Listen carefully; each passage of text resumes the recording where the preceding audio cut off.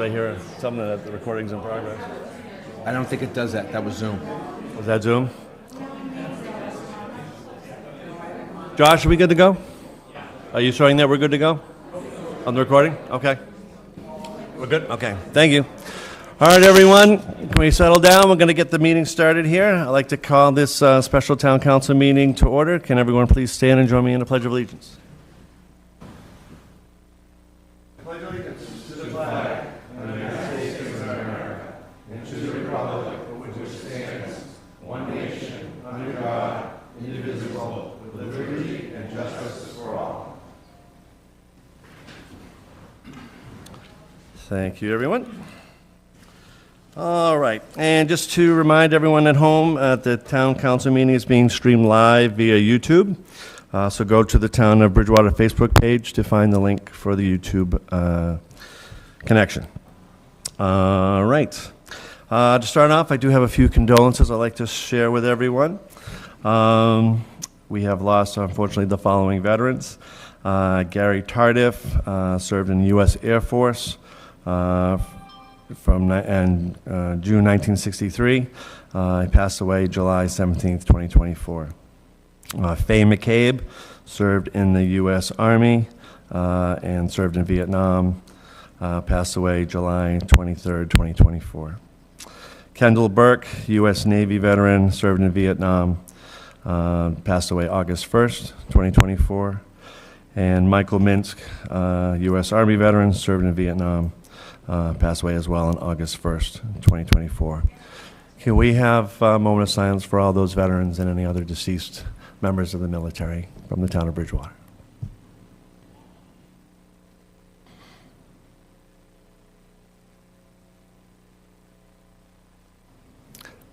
Thank you.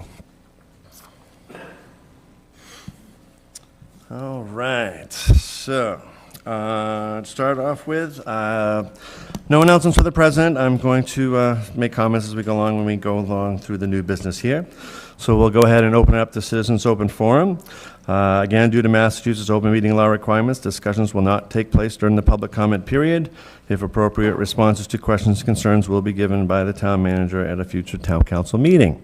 Again, please state your name and address for the record and keep it to 3 minutes. Mr. Fitzgibbons. Thank you, Dr. Perry. Thank you, Mr. President. Tim Fitzgibbons, 238 South Drive.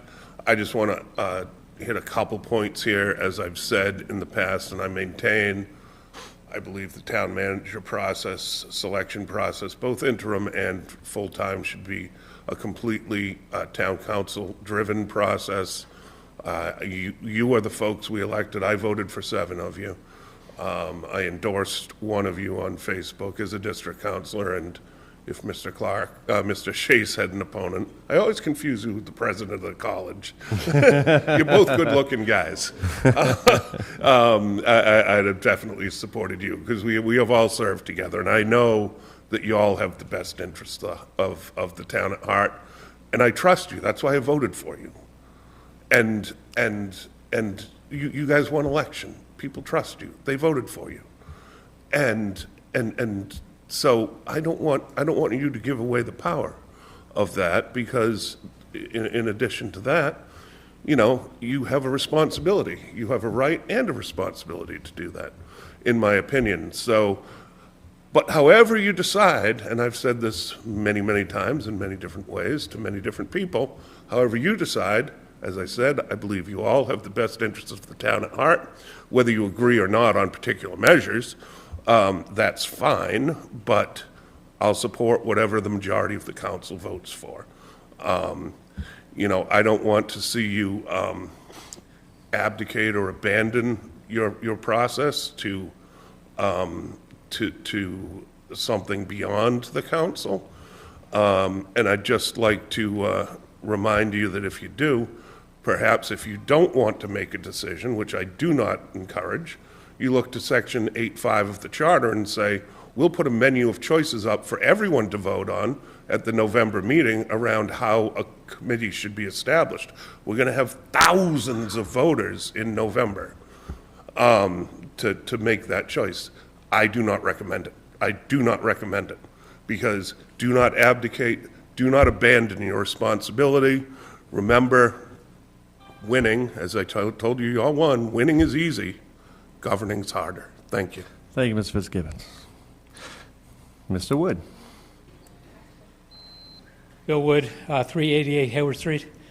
I'm speaking as a past district councilor, District 6, and I want to say a few words about the Stiles and Hart park.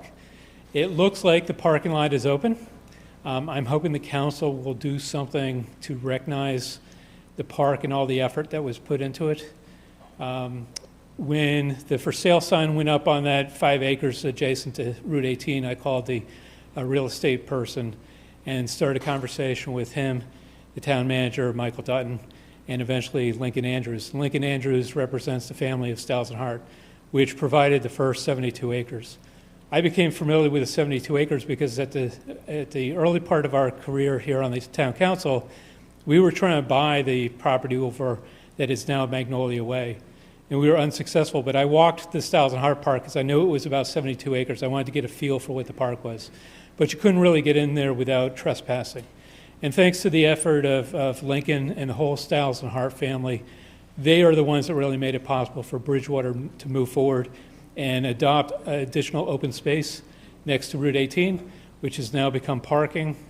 So it's easier for people to get there, easier for people to walk the trails. And I just heard from a friend of mine, he says that it's outstanding. It's 11 out of 10 for a rating. So hopefully the council will do something, recognize the Stiles and Hart family again, and maybe have a dedication. Thank you. Thank you, Mr. Wood. Anybody else like to come up and speak? Thank you. Might as well take these. Another batch of signatures. That's from a bunch of concerned citizens. We was here last week talking about the committee and the size of the committee, and once again, we got the petition. We got even more signatures than last time in shorter time. And it's from the concerned citizens of this town. And in this particular situation, it's about this citizen involvement in the selection process of an interim and permanent town manager. Now, we do want to, I don't quite agree with Mr. Fitzgibbons. I know there's a lot of qualified people on the town council. There's a bunch of good people here. But we'd like to get a little more expertise, a few more eyes and ears in this particular situation, in the hiring of a new town manager. So you, once again, get people from all different backgrounds in this town who are retired and don't have a dog in the fight, so to speak, and to get them involved, retired police chiefs, project managers, engineers, just to throw some questions out that you might not normally ask. And it's nice to have that expertise. So we want an 11-person committee instead of the 5 that was originally put forward. Now, we all know what's at stake here with this town manager, okay? He's going to preside over the commuter rail project. He's going to preside over the revitalization of the downtown. This is the biggest thing to ever hit this town. This is big. This is the big leagues. This could convert the town from a town into a full-fledged city, maybe an urbanized city. So we want the best, you know, and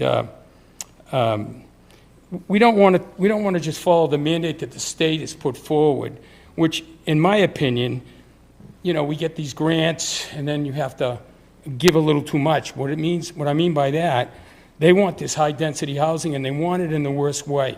They're doing it to not only towns where the commuter rail goes through, but adjacent towns now, and they're all fighting. They accepted, now they're backing out and fighting this thing. So I think it's going to be a high-density housing project, which nobody here is going to be happy with in the end. When you see this stuff built, when you see the land cleared, the foundations, the footings, foundations, and everything laid in on these buildings, people's eyes are going to pop out because it's going to change things dramatically. And the last thing I just wanted to say was there was a gentleman here about the DEI hiring. I say you're going to have enough to do without trying to get the criteria for a DEI hire. Just get the best person for the job, you know, the best person.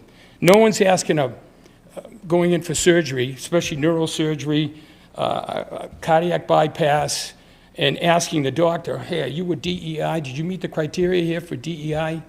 No, you want to find out if the guy's had 200 or 300 surgeries in his background, And is he qualified to do it? And the DEI thing is, get the best person for the job. Get the best person. Thank you You're for your going to have all you comments. can do for that, with that. Thank you.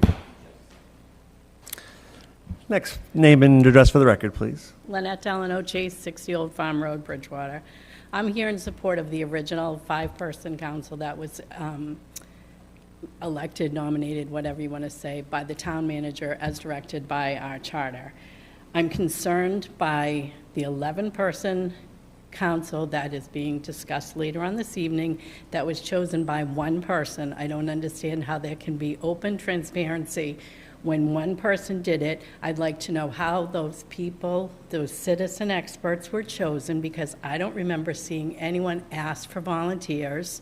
I'm sure they're all qualified in their positions, but I find it concerning, and I don't know that there'd be a diversity of opinion when one person chose everyone. So I would like to see the 5-member that was chosen by Mr. Dutton, who unfortunately is not here for me to thank. And I thank you all. I think you were elected by us to do the hard things, and this is a hard thing. So I think you need to do that. Thank you. Anybody else like to come up and speak? Good afternoon. Tom Pratty, 37 Bolton Place, Bridgewater. I began attending council meetings a couple of months ago because of the very serious issue of the MBTA intrusion into our downtown district, and to hear what the state believes will benefit Bridgewater over what we, the citizens, know is right for our town. You see, I was a member of the planning board for a number of years, and eventually its chairman, so I thought that I may understand issues that would arise better than most. But now we are faced with hiring a new town manager, so I figured I would stick around and observe for a while. Bridgewater is having an identity crisis of sorts. Although we still want to be, and most of us still believe we are a small town, we are technically defined as a city. Hiring a new town manager is and will be the most important decision this council will make, period, on how this town's future will unfold over the next 10 years. During my tenure at the planning board, just like this council, we listened to public comments during each site plan review. The difference is the planning board is governed by strict rules and regulations set forth by our bylaws and zoning, etc. So although we listened to all public comments, we could not let those comments influence the decisions that we made. Tonight, and in the very near future, you'll be making important decisions on who will be the acting/interim town manager, hiring the new town manager, and tonight's main issue, the makeup of the committee who will interview the applicants and ultimately choose the best candidates out of the applicants to recommend to this council for the town manager position. You have heard from the townspeople that have been attending your meetings. You can tell we all care about what happens in our town. You can hear the passion, our wishes, and suggestions. Unlike the planning board, you have the ability not only to listen to the people who elected you, but to act on their wishes. Each of us know and talk to a lot of townspeople. The suggestions that we share with you are those of people we speak with as well as our own. Please do the right thing for the future of our town and listen to its citizens. Thank you very much. Thank you, Mr. Pratty. Anybody else like to come up and speak? Mr. Donna. Thank you, Mr. President. I would also like to echo similar thoughts as some of the speakers tonight. Do not question the qualifications or integrity of any of the members of the committee that were previously announced. And I realize the time sensitivity of the situation for selecting the town manager and would not want to see the process delayed any longer than necessary. However, I do think it might make sense to take a step back to ensure we have a process in place to ensure the best candidate for town manager is selected. Especially now, since the previous speaker noted, Bridgewater will be undergoing major changes with the MBTA zoning law, a law mandated by the state legislature, forcing towns to comply or face dire funding consequences And have we seen with some other towns potentially a lawsuit from the state attorney general? Personally, I'm concerned about the quality of life in Bridgewater as the state legislation plays out. I fear that Bridgewater will become another overbuilt, congested town with classrooms that are already oversized. So in my opinion, the selection of the town manager is an extremely important decision. Someone who can work with town council to preserve the character of Bridgewater as best as possible. Thank you, council members, and thank you, Mr. President. Thank you, Mr. Donovan. Mr. President, can I ask a question? I'm having a hard time hearing who is coming up in their address. I don't think everybody is stating it. Okay. So I'm just asking for the record. That's fine, yeah, just make sure, did you say your name and address, John, for the record? I'm sorry, John Donovan, 261 South Street. Thank you, sir. Anybody else like to come up and speak? Carlton, come on up.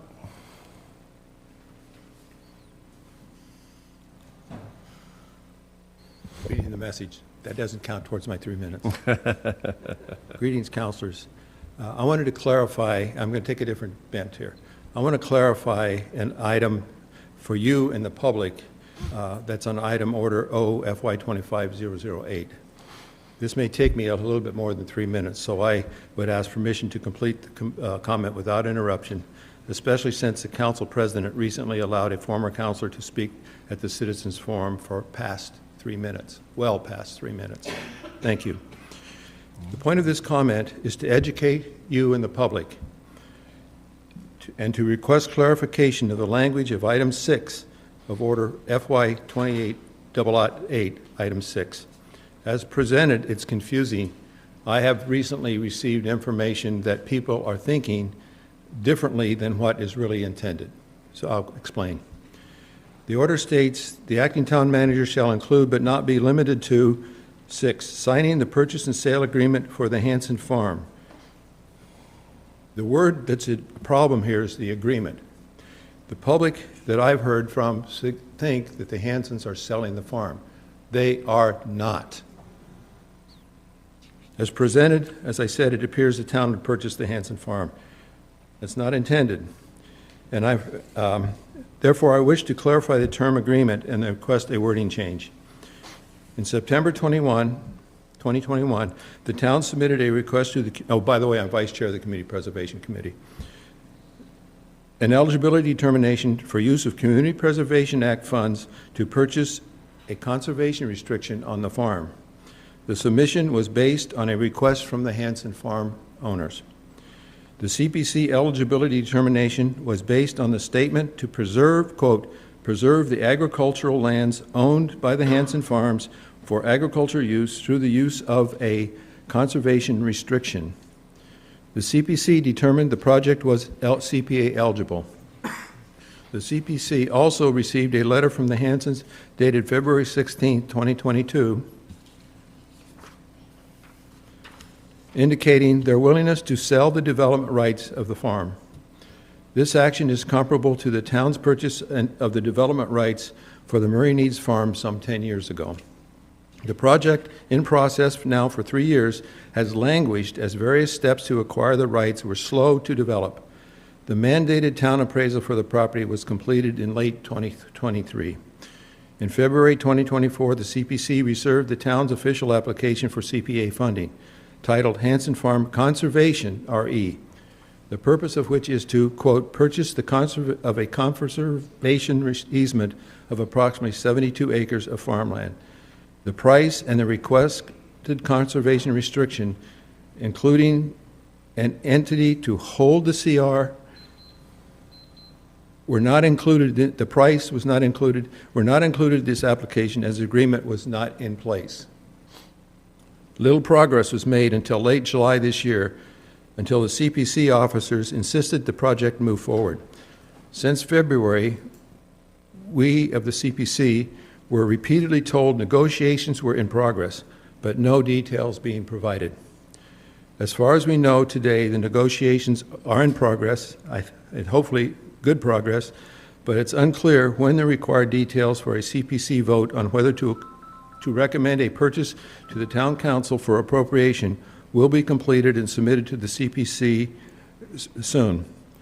Please reach out to me or the CPC chair if you need clarification of our procedures. We take all of our instructions from Mass General 44B. Therefore, to clarify the meaning of the word agreement, in item 6, I request wording from item 6 be clarified to include signing a purchase and sale agreement for a conservation restriction on the Hanson Farm. This will go far to clarifying the intent to the public and cause no more confusion. Thank you for your attention to this. As always, we are available for discussion on this and other CPC projects. I invite you to attend the CPC meeting tomorrow evening, as we will be updating progress on the CP's 5-year plan that we're required to do every 5 years. And we have scheduled some focus meetings for September 13th and 23rd, and you're most welcome to attend. Thank you for your attention. Thank you, Mr. Hunt. Dr. Hunt. Dr. Hunt. Mrs. Hanson.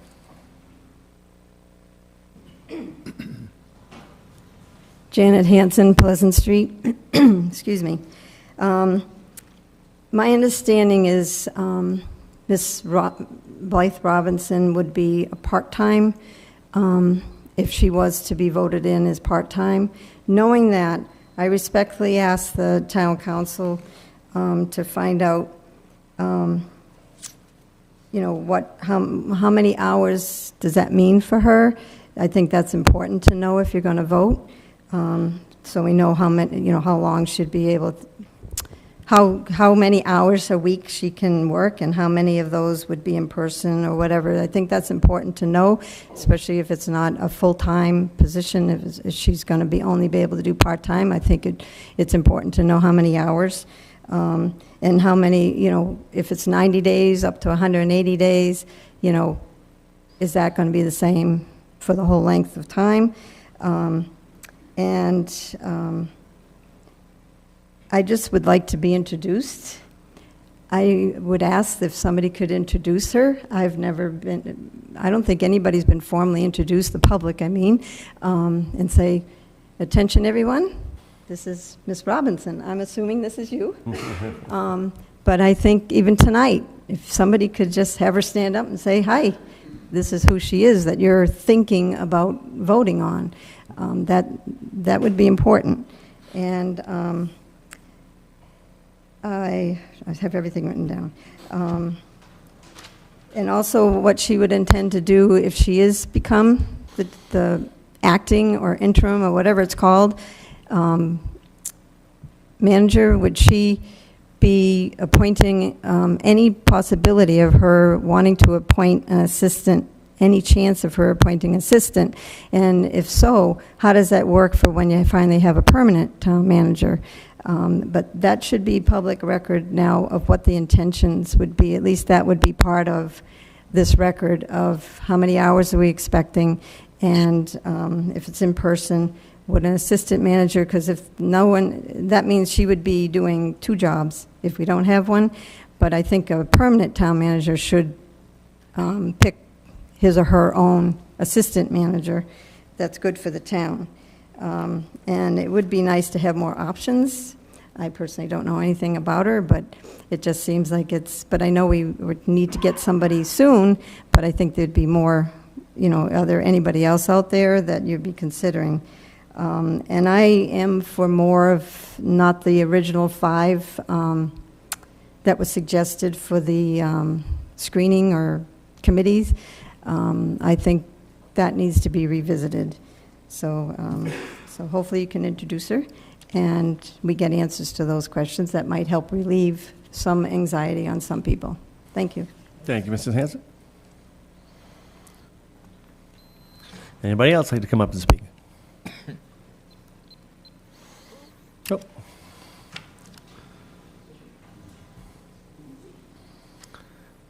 Mrs. Wright. Good evening. This was something that was brought up also. Mrs. Robinson, welcome. I don't know you either. I have no idea who you are and what you've done in the past. I do have some... Point of order. Could we have an introduction, please, by the... Oh, yeah. Can I get your name and address for the I'm record, sorry. please? Sandra Wright, East Street in Bridgewater. But I did have concerns about the time that she has available to the town, and I think it was brought up last night, and I think Ms. Robinson had said that it was a concern about if she has 1,200 hours that she's able to work. We don't know how many she's already worked, and is that going to bring it down to where she's only available 6 hours, maybe 13 hours a week? I think there is a great concern. This is too big of a town to have just a part-time person of even 25, 30 hours, never mind 6 or 13 hours. My other question was, what kind of salary would she be paid hourly? Would she be paid a salary, from what Mr. Dutton was getting? How would that all work out? But I am concerned about the hours that she can put in. There are fires every single day, everywhere that we work and what we do. If she's not available, then that's not going to be good for the town. That's just not acceptable. Thank you. Thank you, Mrs. Wright. Yes, Ms. Robson? Sorry, I have a question. So this citizen just referenced me in a conversation, but she actually misquoted that information. It did not come from me. Okay. So I don't know if that needs to be When we get clarified. into our new business, we can Okay. address it at a later Great, time. thank you. Yep. Anybody else for public comment? Citizens open forum. Going once, going twice. Oh, one more. Come on up, please. Name and address for the record, Hi, please. my name is Linda Schmuck. I live at 15 Sunset Lane. I'm speaking here tonight as a concerned citizen on a subject that hasn't been brought up tonight. I've lived in town for 38 years, and I remember a time when the water in Bridgewater was a source of pride, the quality of the water. And our town right now is growing faster than the infrastructure can accommodate. The July 16th water resource presentation to the council was very concerning. Tonight, I implored the council to consider a moratorium on new building permits until all the state requirements for the water quality and quantity and sewer upgrades are completed. Excuse me.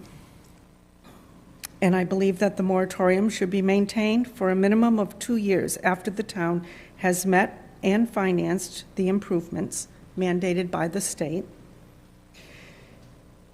I think we've allowed developers, with the help of the planning board, the Community Economic Development Department, to take control of our town without consideration of the quality of life of the long-term citizens in Bridgewater, as the extreme costs of these remediations and improvements will be placed on the homeowners. I would like to ask that a councilor come forward to sponsor an ordinance to legislate a temporary moratorium on new building until our infrastructure can support it. And I'd also like to take this time to thank all of you for your, because I don't get up here and talk a lot, to thank you for your time. I'm really impressed with the amount of time that you put in and the amount of work that you put in for our town. I want to thank you. Thank you, Linda. Anybody else like to come up and speak? Anyone? Going once, going twice. All right, thank you for all those that came up to speak tonight. We greatly appreciate your comments. Mr. President, Yes, sir. point of order. Yeah, Could I ask where our current town manager is this evening? at this point, I'm not sure of that situation. I do not know. Because we were told that he was going to be here tonight, Right. for the record. Okay. Let's see. Moving on. Discussions, we have nothing open discussion-wise tonight. We're going to jump right into some new business. And that first area of new business is Order OFY 25-008, emergency measure appointing of an acting town manager. Let me get a little background information before we jump in. I had also made some comments at my last meeting, so I want to clarify a couple of comments with that. So at our last meeting, give give myself so much time, yeah, all right. So at our last meeting, I commented on the fact that Mr. Dutton would be placing acting Assistant Town Manager Blythe Robinson in his role when he left until could we name an acting interim town manager, assuming that we could use Section 4-7 of the temporary absence clause in the admin code to do so. Upon further discussion with both the town manager and town attorney, and also hearing from the public as well, I did get a couple of emails about this. We cannot use this clause because in the final line, when the town manager returns, he is not returning. So we cannot use this particular clause to fill the absence. Therefore, the acting assistant town manager would not have any other power of acting as a town manager unless we start this emergency measure here this evening. This is why I sponsored the order. So just to give you a definition of emergency measure, in accordance with Section 2-7B of the Home Rule Charter, an emergency measure shall be introduced in the form and manner prescribed for measures generally, except that it shall be plainly designated as an emergency measure and shall contain statements after the enacting clause declaring that an emergency exists and describing its scope and nature in clear and specific terms. The preamble, which declares and defines the emergency, shall be separately voted on and shall require an affirmative votes of 2/3 of the council. So it does get into the order itself, a little description of why this is going, but I do want to summarize a little bit more about why we're going in this direction. As we all know, we're also trying to introduce an ordinance to move forward with the process of going forward with hiring anywhere from an interim town manager to an acting town manager, and just going over through the whole process in an ordinance. So not only is it going to help us now, but in the future. But it's not in place at this time. This ordinance will probably take place in 90 days. Hopefully we'll have it in place. So if we do go ahead with this direction, we could go in a different direction in 90 days. The council could look at additional candidates if we go forward with Ms. Robinson tonight, or look to reappoint if all is going well. An emergency order tonight also allows us to not have a two-meeting process with a typical order, because we need to have a town manager in place effective September 5th, the day after Mr. Dutton leaves. We do need an active town manager in place to sign weekly payroll for town employees and checks for accounts payable. The town is also in the middle of 5 collective bargaining negotiations. We need somebody with her experience to continue this process without significant delays due to Mr. Dutton's departure. And once negotiated, an acting town manager can sign those agreements with the labor unions. We're also in the middle of executing and receiving grant monies for various projects in town, including the P&S for the conservation rights, as mentioned earlier, to the Hanson's Farm, and some of that is very time sensitive. I believe, to go in this direction, Ms. Robinson has the experience to continue the various projects in town, including the new fire station project and the project to the old mobile station, which will also be coming up. The town has a variety of town dealings to do on a day-to-day basis. We need an interim town manager in place to do that. Not to mention the start of the next budget cycle with over $70 million town budget that the town has. And again, appointments that we need to have an interim town manager to be made to the ad hoc committee if we go forward with that this evening.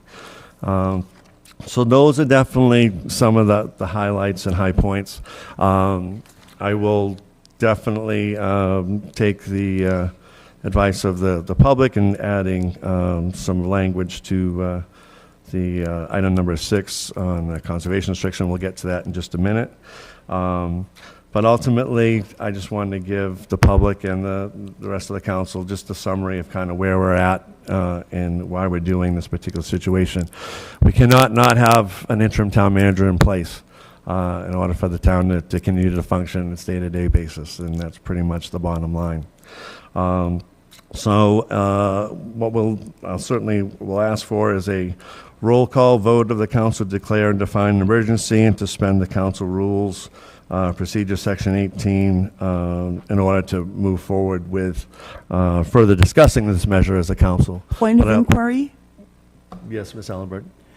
When can motions be made, before or after? Well, we have to declare an emergency first and suspend the council rules first, and then we'll get into And then we can make the motions? order itself. Okay? Mr. President, Just can I ask real a quick, question? do you mean like a motion to amend the underlying issue? Well, I think a it depends motion, on the motion you're looking to make. it does, okay?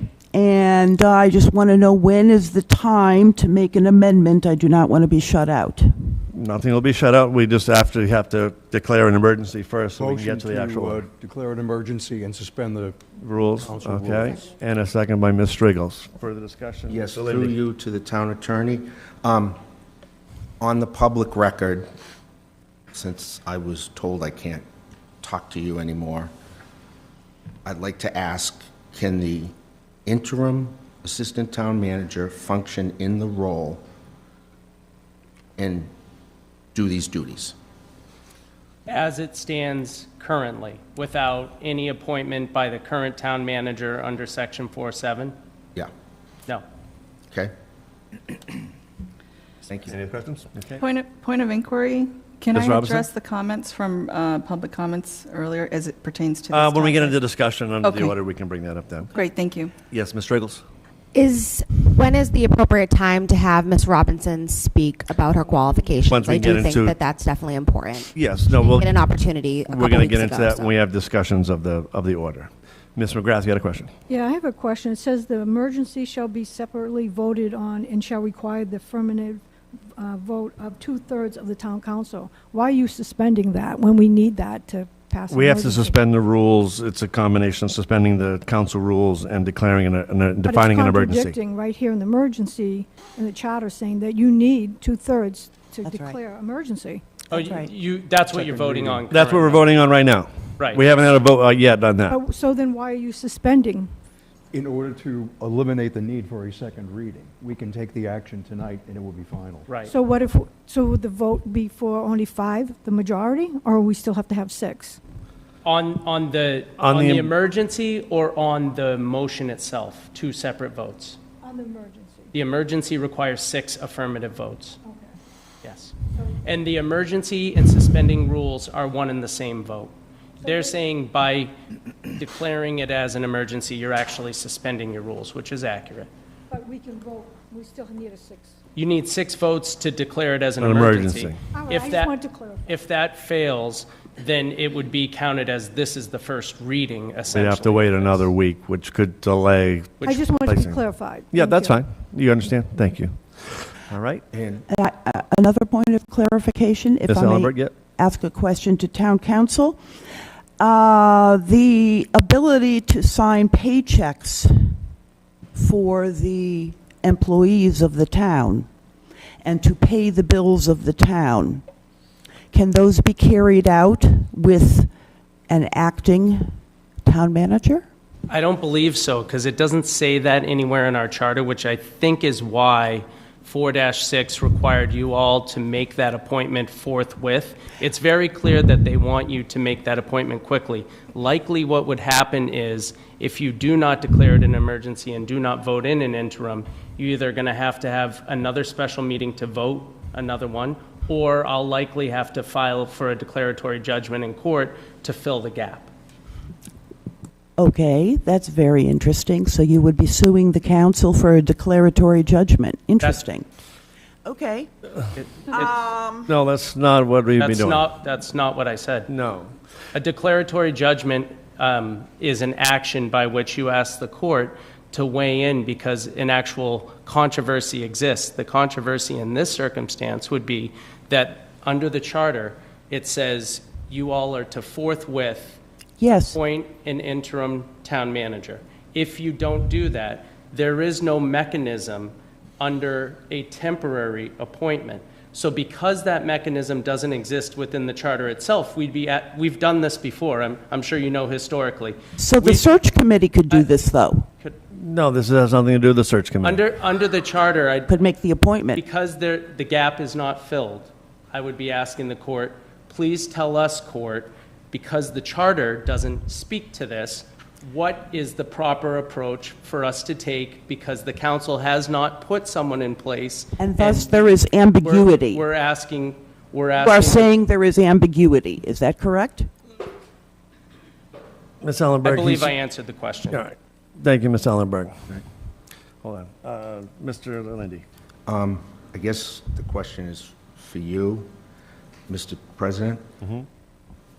Is the only path to appoint Ms. Robinson, or any other people under consideration? There were resumes that were submitted. We don't have a process in place to consider any other candidates right now. This is what we're trying to work on. So our only choice right now is to go with Ms. Robinson for the first 90 days, and then at 90 days, if our ordinance is in place, then the potential for looking at the candidates at that time might be available.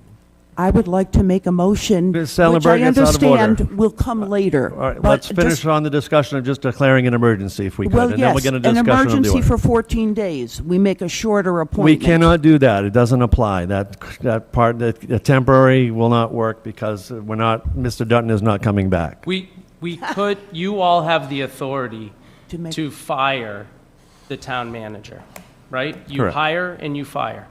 So what I would say to that, and this may ease your concerns, Ms. Ellenberg, is that even if you did an appointment, first we have to negotiate a contract thereafter. I know there's questions about what the salary would be, and you all would have to be content with what that is. Then secondly, you would have the ability, likely, I would guess that Ms. Robinson would be an at-will employee, and you could likely fire her if that didn't work by a majority vote of the council. So I think these are very temporary appointments. I think the max you can actually do are in 3-month increments, only twice under the charter. That being said, any other councilors with any comments or questions? Just dealing with the defined emergency and suspension of rules, because we need to move forward on a vote on that. I'd like to call the question. You like to what? Call the question. Regarding? No, he wants to move the previous question. I'll move the question. Yes. Thank In you. other words, All right. take Yeah, a thank vote you. on it. All right. Well, there- first you have to now vote to move the previous question, which requires a 2/3 vote. Okay, so let's have a vote to move the question. Roll call vote. Josh? Mr. McKinnon? No. Ms. Robinson? Yes. Ms. Ellenberg? No. Mr. Murphy? Yes. Dr. Perry? Yes. Mr. Lindy? No. Mr. Chase? Yes. Ms. Striggles? Yes. Ms. McGrath? No. Thank you. Continue your debate Hold on the I just question. got confused on what we were even voting on. Mr. McKinnon, we're making a vote to move the question to vote for the emergency of the town manager. Do you want to change your vote based on that information? This is just to move the question to vote on the emergency. So we're gonna go vote on the emergency. We're just right, we're It just ends the discussion. it's ending the That's what further discussion, so we can just move to a vote. So I want Unless you're willing to further discuss it. So I vote yes. I think I just voted wrong, because I didn't understand what we were voting on, because we're all bickering back and forth already. All right. Thank you, Mr. McKinnon. So that's a yes vote from It's Mr. McKinnon? 6 in favor. Okay, so 6 in favor, that's 2/3 vote. We can move forward with the actual vote on the emergency. At this time, There can be no more debate on it. It has to just be a roll call vote. Roll call vote to declare an emergency. point of order. No, I Ms. asked you if I could make motions after that first vote, we're and you just said I could. We're declaring the emergency first. We haven't even gotten to the order yet. I would like to make an amendment to. We're not ready for that yet. You can't. The precedent is to move the question. Mr. Lindy made a motion to move the question. He had the floor. It was a Again, 2/3 vote in the affirmative. The question is moved. You have to vote on the emergency first. So now we are actually just voting on the actual emergency and suspending the council rules. Roll call vote, please, Mr. Josh. Mr. McKinnon? I'm sorry. Yeah, I'm sorry. We have to reverse. Go the other way, yeah, please. Ms. McGrath? No. Ms. Yes. Mr. Chase? Yes. Mr. Lindy? No. Dr. Perry, Yes. Mr. Murphy, Yes. Ms. Ellenberg, No. Ms. Robinson, Yes. Mr. McKinnon, Yes.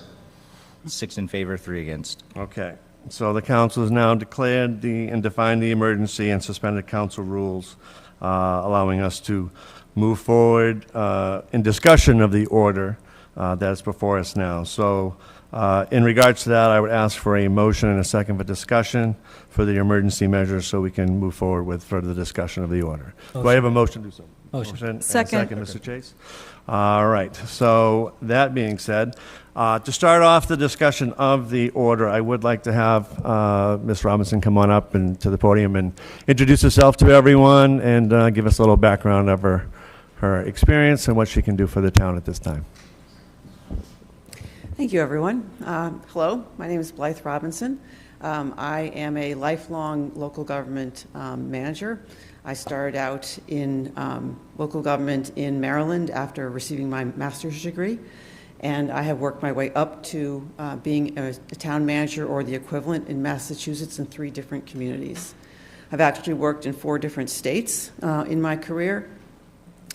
Started out as a budget analyst and in the trenches doing that sort of work and worked my way up to assistant before coming back to Massachusetts, because I'm from Wayland originally, to work as the town manager in Upton as their first manager when they changed form of government, to the town of Wellesley, to the town of Norfolk, and then I retired from full-time work after that and joined a small consulting firm. I still love working in local government. I just like doing it in a different perspective.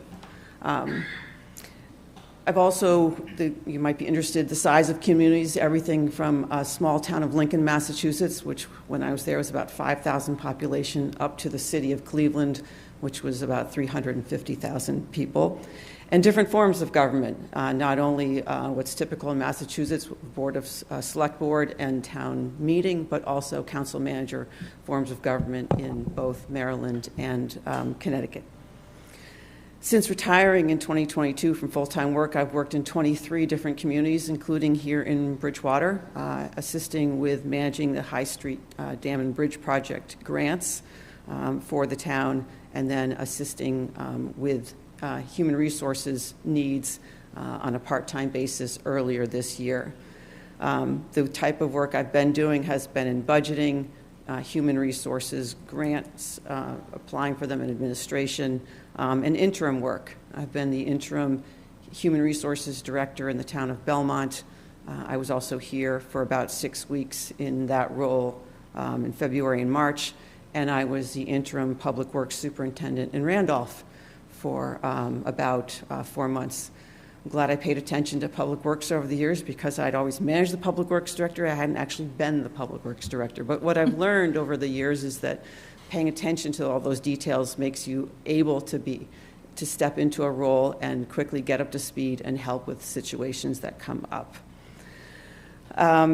Other things that I've just worked on throughout my career that will come up here in Bridgewater, and they come up in many communities, which are, as you mentioned earlier, Mr. President, negotiating union contracts with all sorts of unions, developing operating and capital budgets from small to large, managing large projects. I've managed the oversight of building a new police station, a fire station, a school expansion, and renovating a town hall.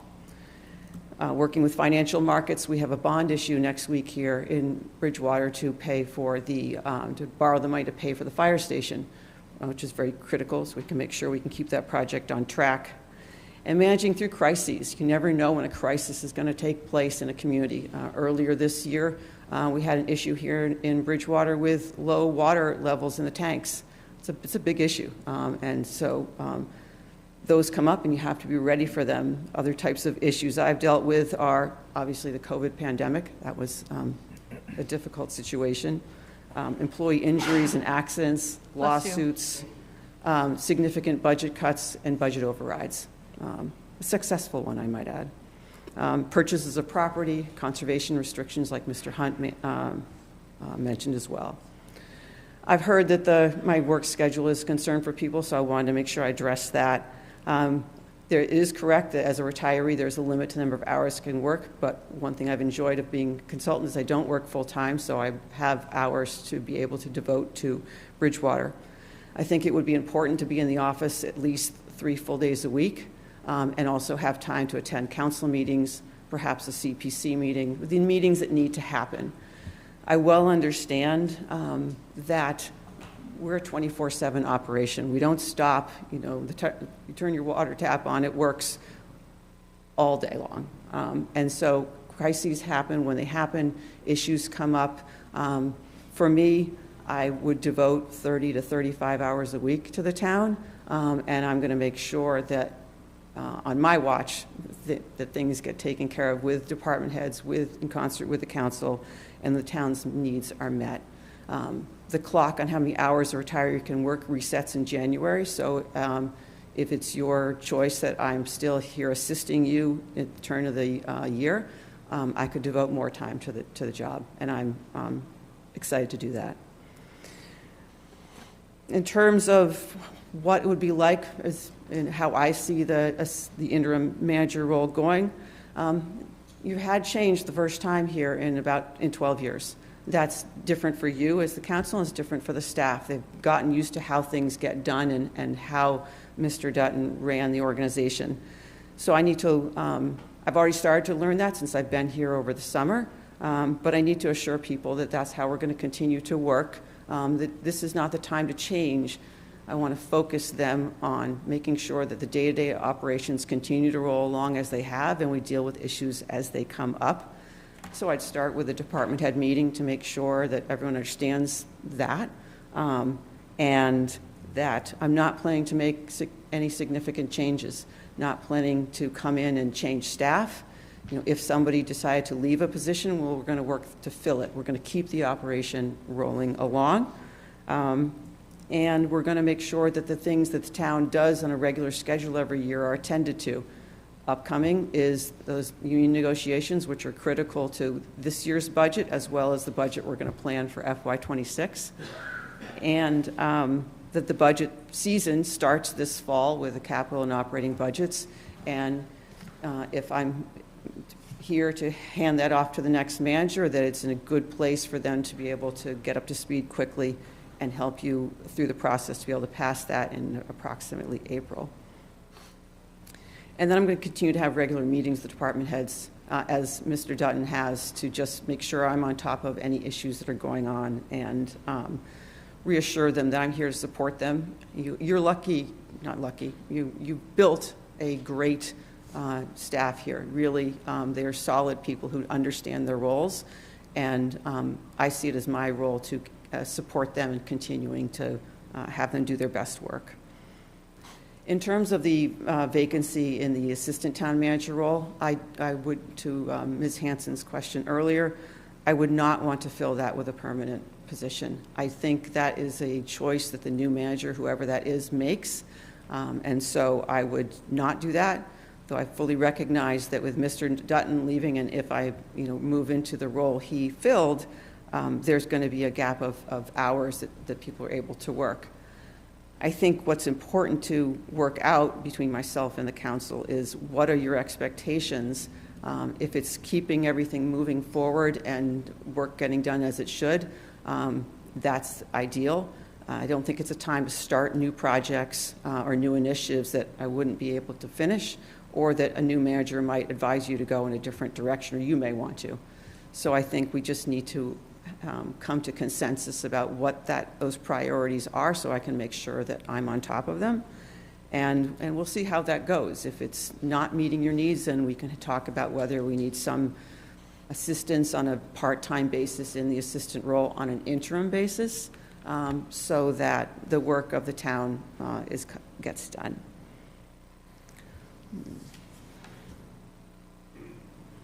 So I think in what's coming up in the next few months that I would need to pay attention to, as I've mentioned, negotiating and recommending settlements of those union contracts. Obviously, those are a decision of the council, what those are at the end of the day. But in order to sign a tentative agreement, I'd need the authority to do that.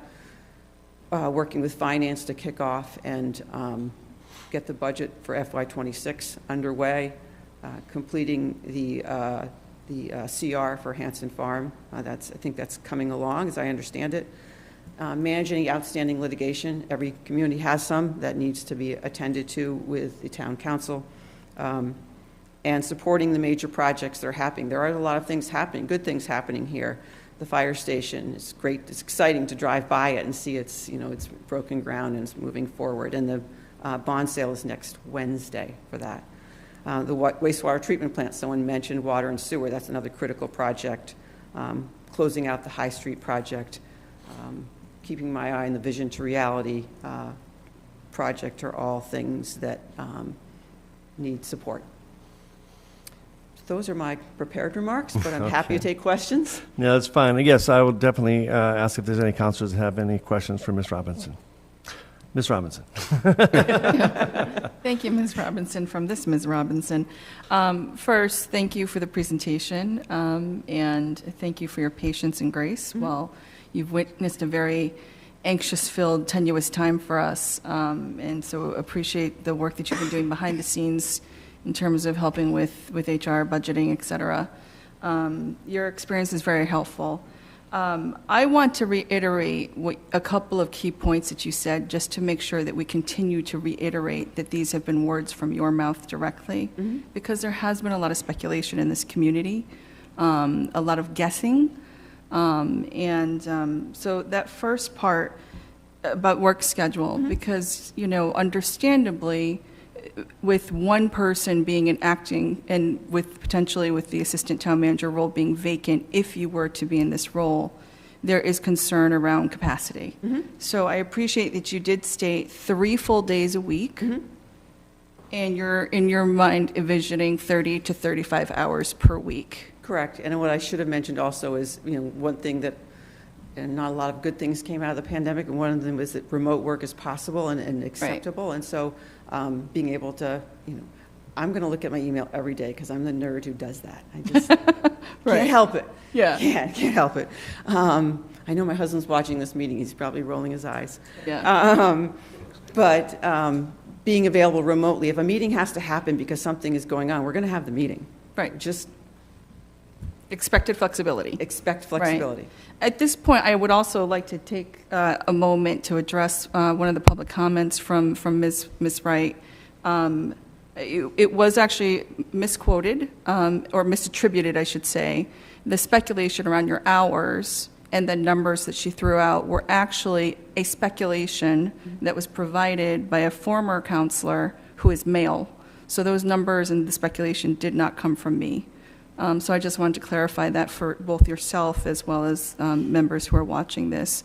And, I think a lot of things were shared, a lot of conversation was had, so I can certainly understand if there was, a misattribution. But I did want to clarify, I did not speculate on hours. I wanted to ask directly tonight.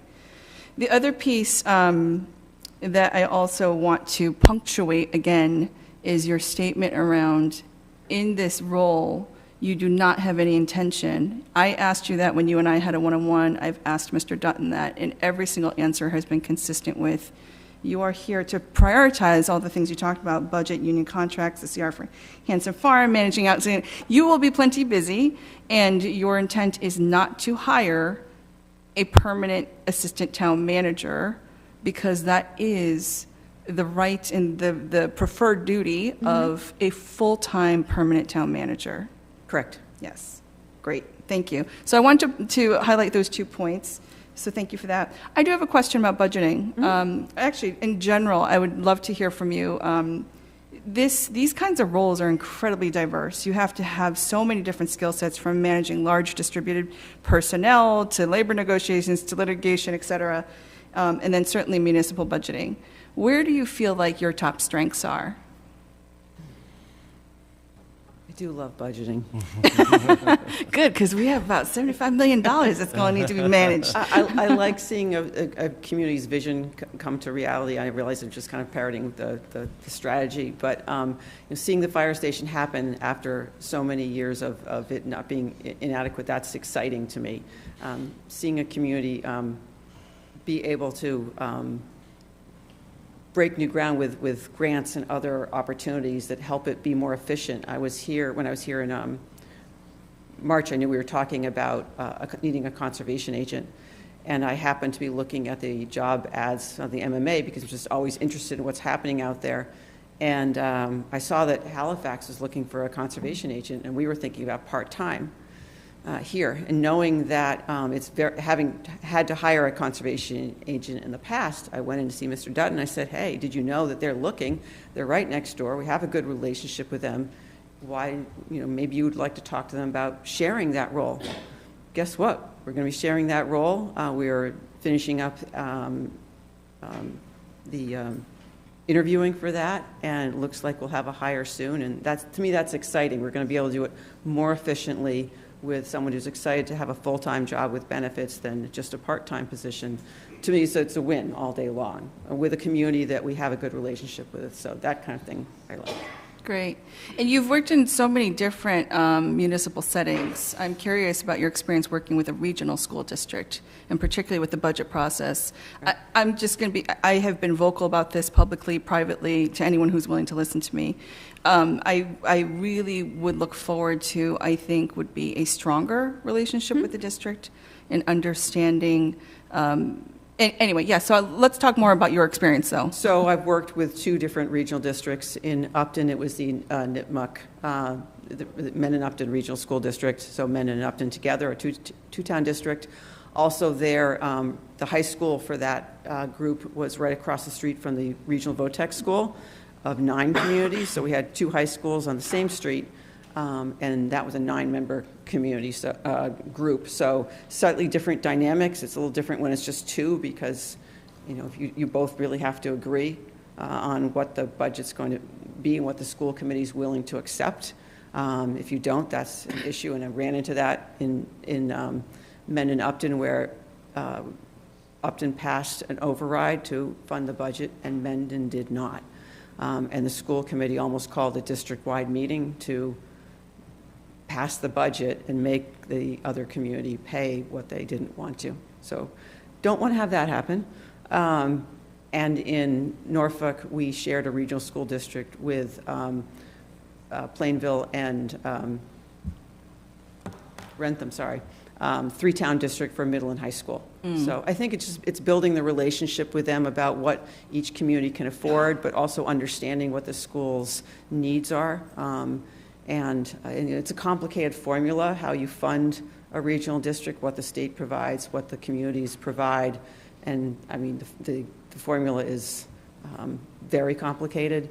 But at the end of the day, most people care about quality education. So how can, within what each community can afford to do, how can you support that district on the kids' behalf? Great. I definitely have more questions, but I'm going to now pass it along because I'd love to hear from other counselors. Mr. Lindy had a question he'd like to ask. Thank you for your presentation. I just want to clarify one point in terms of the hours and the 3 full days a week, 30 to 35. Did I hear you correctly that some will be remote and some will be in person? I would plan to be in the office 3 days a week. It's up for debate which 3 days are the best for Bridgewater. And then remote, other Okay, that's what I was asking. Thank you. Thank you, Mr. Lee. Mr. Murphy. Mr. Robinson, I have more of an ask than a question for you. And I think for me, and this is something I've been vocal about at our town meetings, I think this town has a communication issue. Mm-hmm. And by that, I mean, I think this town struggles to communicate with its citizens. I think it struggles to communicate with its committees and its boards. And as you mentioned, this conservation agent with Hanson tonight, I think that was a great example of things that should be shared to the appropriate boards and with the town council. And so if you do, if your appointment is ratified tonight, I would ask that even if you're here for a short period of time, that if you could keep that in mind, that communication has been an issue. Okay. And I would love to see that improve, and I think it would do numbers for this town if we could improve just the slightest bit of communication issues that have existed for a long time. And so, again, I would just ask that of you. If that goes through, I will certainly keep you accountable to that, but I think that's one of the glaring issues for me. I understand. Okay. Thank you. Ms. Ellenberg? Yes, I have a few questions. Thank you, Mr. President. Thank you, Mrs. Robinson, for your presentation. I have a couple questions. The union negotiations, they're in arbitration now, is that correct? They're not in arbitration as far as we know, We but just- I think asking about contracts probably is a executive session matter. Okay, okay. Until they're signed, and then you can ask whatever you Well, my question actually is how long has the process been going on for the fire and police? We really haven't gotten started with either of them. We've got a planning meeting with police week after next. I met with the library, I think, but they really have not started. I think part of this whole transition has slowed those things down, but it's... Do you know how long they've been without contracts? The contracts came up for renewal on June 30th of this year, so not long. And it's not, and please understand that that's fairly typical. It's ideal, it's obviously ideal if all contracts could be settled before the year starts. It very often doesn't happen that way. One other question. In terms of you not appointing an assistant, if you were to be put in this position, would you put that in writing to the council? Sure. Well, it's Thank again, you. it's her decision if she's in the position, if she needs it at some point in time. She might not know at this point in time if she needs help or not. So, that's her decision at that point in time. Any other questions from council members? Through you to the town attorney. So that can't be put in writing. Is that correct? I think the questions about employment right now of other people are important because she has not been appointed as the town manager yet. So I think they're appropriate in the interviewing context. They are not appropriate once she becomes the town manager. As you know, under the charter, the council has no purview over employment matters. I think she stated it on the record pretty clearly, but, and you all, as I said earlier, can hold her accountable, right? You all are her boss, so if you decide to appoint her. But yeah, I don't believe that the town manager should be putting anything employment-wise, any promises to the town council in writing, because that's a charter violation, clearly. Do you have a question, Ms. Ellenberg? Yes. You were talking about consensus of priorities. I know I've been talking to a lot of citizens, and the form-based code is pretty much downgrading Bridgewater. There has been conversations with people who are builders in town and so forth that we need to upscale Bridgewater. The idea has been proposed, for example, that Perkins and so forth be made into luxury senior housing. Now that is a different agenda than the form-based code, which is for low-income housing. Okay? That's a different path that our town would be on. How would you feel about if a new council, because in 6 months people are up for re-election, there may or may not be a different council. Point of clarification, the form-based code is simply zoning guidelines for development. It is not intended for low-income housing.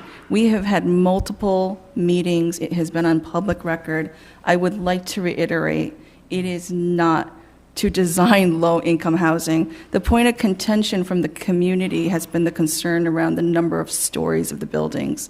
The form-based code actually was to ensure that the building facades and the abutting to the main roadways would actually make it look more pleasing than other communities have executed. And the number of units is an issue. Correct, which is only available in one site right now, if a developer were interested. Right, so the number of units is Ms. an Ellenberg, issue. well, let's not get off topic here.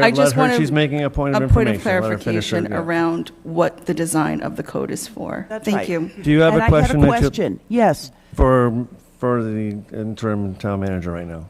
So how would you feel about a change of direction in the middle of your tenure? Well, if it's 6 months from now, it would be after my tenure. Okay? Thank you, Ms. 90 Ellenberg. days, 90 days, okay. All right, any other councilors with any questions? Thank you, Ms. Rob. Oh, I I'm just have a sorry. comment.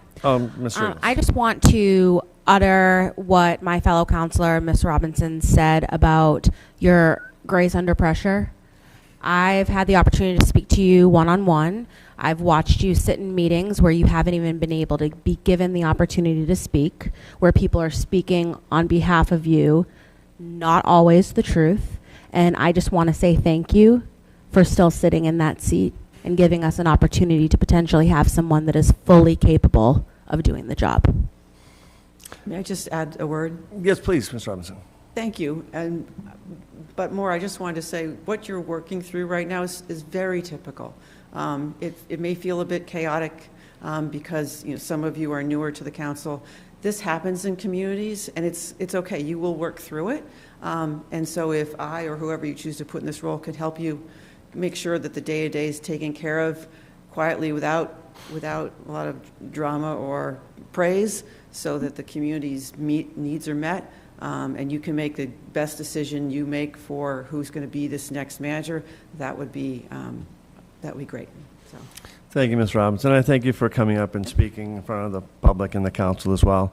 I'll just conclude. I don't have any questions, but I just want to thank you and just say my piece to the council that I think we're very fortunate that we do have someone of Ms. Robinson's background and experience that we could put in this position at this point in time with her background in budgeting and all the leadership roles she had over the 30 years of government work. She would be a fine person to help steady the ship over the next 90 days, possibly 180 days. Mr. Chase, you had a comment. Thank you, Mr. President. I would like to make a motion to approve the appointment of Blythe Anderson as the acting Robinson. town manager. Robinson. I think you said Anderson. Yes. Sorry. Okay. No problem. I second. And we have a second from Ms. Robinson. For discussion, any further discussion on the motion? Ms. Ellenberg. Yes, thank you. So it is definitely for the 90 days with the possibility of 180 days, but not renewal. Is that in terms of clarification? According to the charter, well, according to this order, it's for the first period of 90 days with the appointment to be reviewed after that period. But the charter allows for another 90-day period, but we'll need an acting town manager if we haven't had the possibility of putting a permanent person in place. But the charter basically gives us 180 days to get a new person in place. And are we having the condition of a person not going from a temporary to a permanent position because the search committee is doing so, or what? No, this interim hire is not for a permanent role. It's not on the table. Okay. So, Mr. Lindy. On that point, does that mean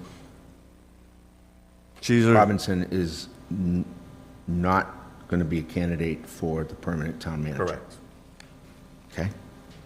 And we also only have one choice to vote tonight, correct? Correct. Thank you. Okay. All right. Any further discussion?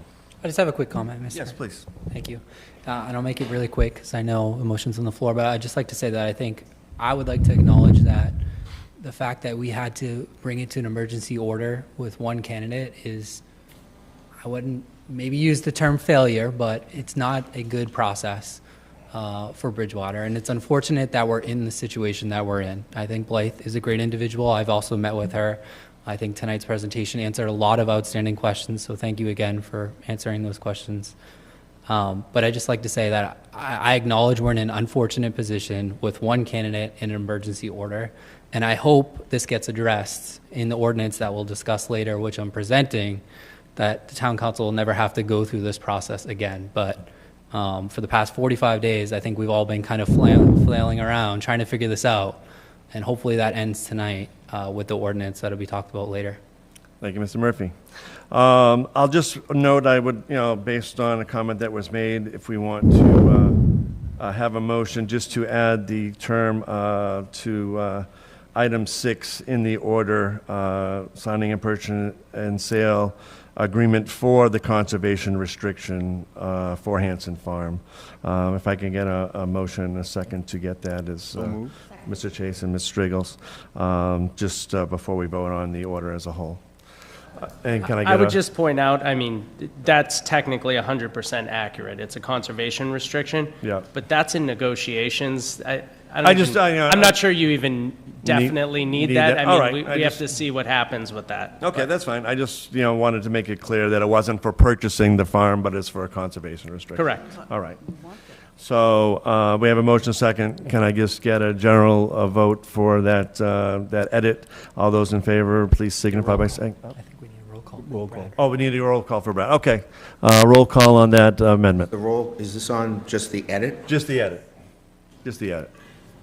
Mr. McKinnon? Yes. Ms. Robinson? Yes. Ms. Ellenberg? Yes. Mr. Murphy? Yes. Dr. Perry? Yes. Mr. Lindy? Yes. Mr. Chase? Yes. Ms. Striggles? Yes. Ms. McGrath? Yes. Thank you. 9 in favor, 0 against. Thank you. Now moving forward, the actual order to emergency appointment of Blythe Robinson to the acting town manager. We have a motion and a second. Can I ask for a roll call vote, please? Ms. McGrath? Yes. Ms. Striggles? Yes. Mr. Chase? Yes. Mr. Lindy? No. Dr. Perry? Yes. Mr. Murphy? Yes. Ms. Ellenberg? No. Ms. Robinson? Yes. Mr. McKinnon? Yes. Thank you. 7 in favor, 2 against. Thank you. All right, thank you, council, and thank you, Ms. Robinson, and look forward to working with you in the interim role. All right, so moving forward to order OFY 25-009, Town Manager Search Preliminary Screening Ad Hoc Committee. Let's see, get the right piece of paper here. Let's see what again, bringing this forward from what we had discussed in the past. Again, hearing public comments, doing continued investigation on ad hocs. Most communities' ad hocs in this situation are based on select boards, not necessarily town councils, where again the town council does have the hiring and firing ability of the town manager. The last time we hired Mr. Dutton, it was a 4-member ad hoc committee made up of council members. This one we are stating we're looking to have a 5-member screening ad hoc committee. Shall be no more than 4 members of the town council and 1 member Bridgewater resident of the school committee. Once again established, this ad hoc committee would determine the method to acquire candidates, for example, using or hiring a search firm, use of MMA, etc., to include screening of town manager applicants and providing the town council with anywhere, it says top 3, but could be from 3 to 5. I think we'll be addressing that in the ordinance. Again, this ad hoc committee is basically a conduit for the council to get interested candidates in front of us for an interview process. The search firm will be doing most of the work. They'll be getting the candidates, but they're going to be meeting with us. They're going to be meeting with the public. We'll be having public sessions to getting public input for what the town is looking for in a town manager. They will take that information and look at all the candidates that they have available and give us their top 8 to 10 or however many number they're looking at. The ad hoc committee will take those applications, and they're just applications. They're not meeting with any individuals in person, and picking out the top 3 to 5 best candidates on paper, and those candidates will come in front of the town council. Okay? Again, it's also going to be a public process. Public will see it. It'll be in front of the town council.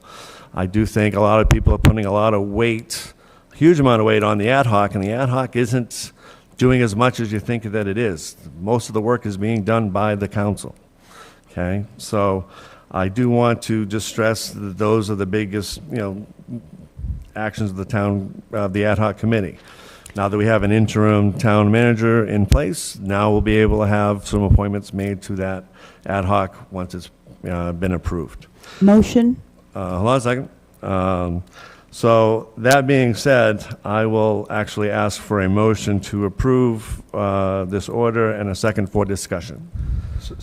So moved. Mr. Chase and second by Ms. Ruggles. Open for discussion, Mr. Lindy. Yes. Ms. Ellenberg first. Yes, I would like to open for discussion. I have been talking to many citizens from many places. Now, the point was made that this was a single appointment. That is not true. Members of the Citizens Committee were consulted on this group of citizen experts. I would point out everybody here is retired. What are we addressing right now? We're just actually having discussion on making a 5-person ad hoc committee. Yes, and I'm asking about any specific names. Well, okay. I am Do you have a making a comment on- motion for an 11-member committee. Well, the motion on the table first is for 5 members. So if that 5-member gets voted down, then we'd have the potential for a motion for an 11-person. Mr. Lindy. So my question, I think you answered it already. It's a 5-member committee with no names submitted.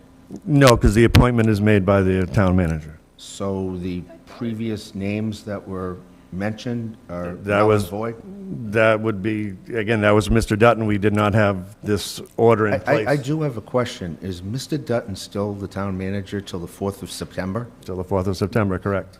So when would these appointments be? That would have to come at our next meeting. Okay. So the outgoing person makes the appointments?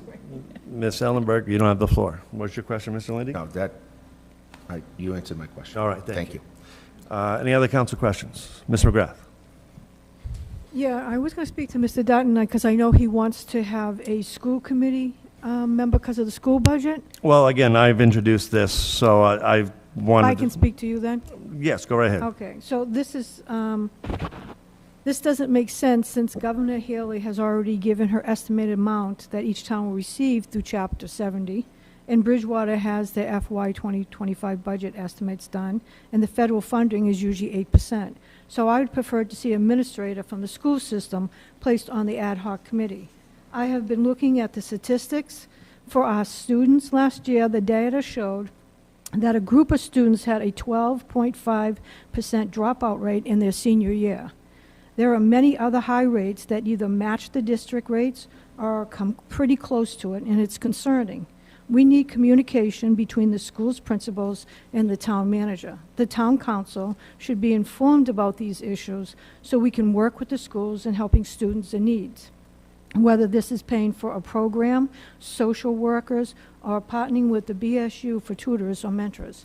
So I'd rather have an administrator from the school system rather than the budget, because we pretty much already have an idea of what the budget's going to be. Well, an administrator doesn't necessarily have to, the administrator would have to live in the town of Bridgewater. We're looking to make it a Bridgewater resident. Well, I mean, there's 3 schools, so I mean, we could put the name, all we have to do is call the principal. The schools will be open and ask if somebody in the administration could become on the committee. Well, again, I think the simpler way of going is potentially just a Bridgewater member of the Bridgewater School Committee. I'm not quite understanding why you're going with an administrator. Because they know, they concern themselves with the statistics of the students, which are suffering. Mr. President, point of order, if I may. Mr. Chase. The order before us makes no provision for how the committee will be constituted. It says that in terms of specific personality. So I think what we should be focusing on right now is the question of the advisability of the committee as presented here. it states 1 member of the school committee that is a resident of the town. Right.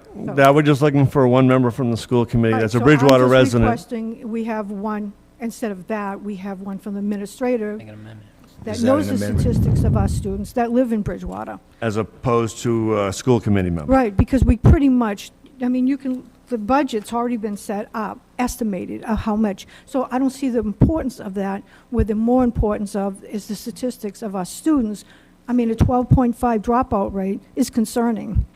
I don't want to interrupt your debate, but I just want to clarify the motion that's actually pending, because it's getting a little, is the motion that was made, the motion to keep this at council level? I'm not sure I heard the motion properly. Well, the merge, yeah, well, actually, the order itself has to go to Rules and Procedures first. So what is the motion? We're not acting on it this evening, so the motion just was a motion. To refer? To refer to Rules, I'm sorry, I didn't clarify that earlier. Okay, yeah, I just didn't hear procedurally what the so motion just was. right, so the first part of this order is to go to Rules and Procedures. So again, as a classic order, it needs to be handled twice.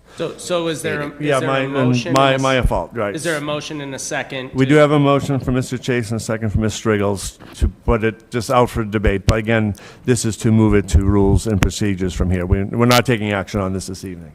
Ms. Robinson. Mr. President, if it's okay, if we could indulge perhaps Councillor McGrath's You don't have to legitimate indulge question. me. Well, I would love to actually hopefully provide some context. So I think one of the, I did not propose that originally, but for me, I thought it made sense because of the fact that the only purview that we have as a council and as a town administration team with the school district is actually budget.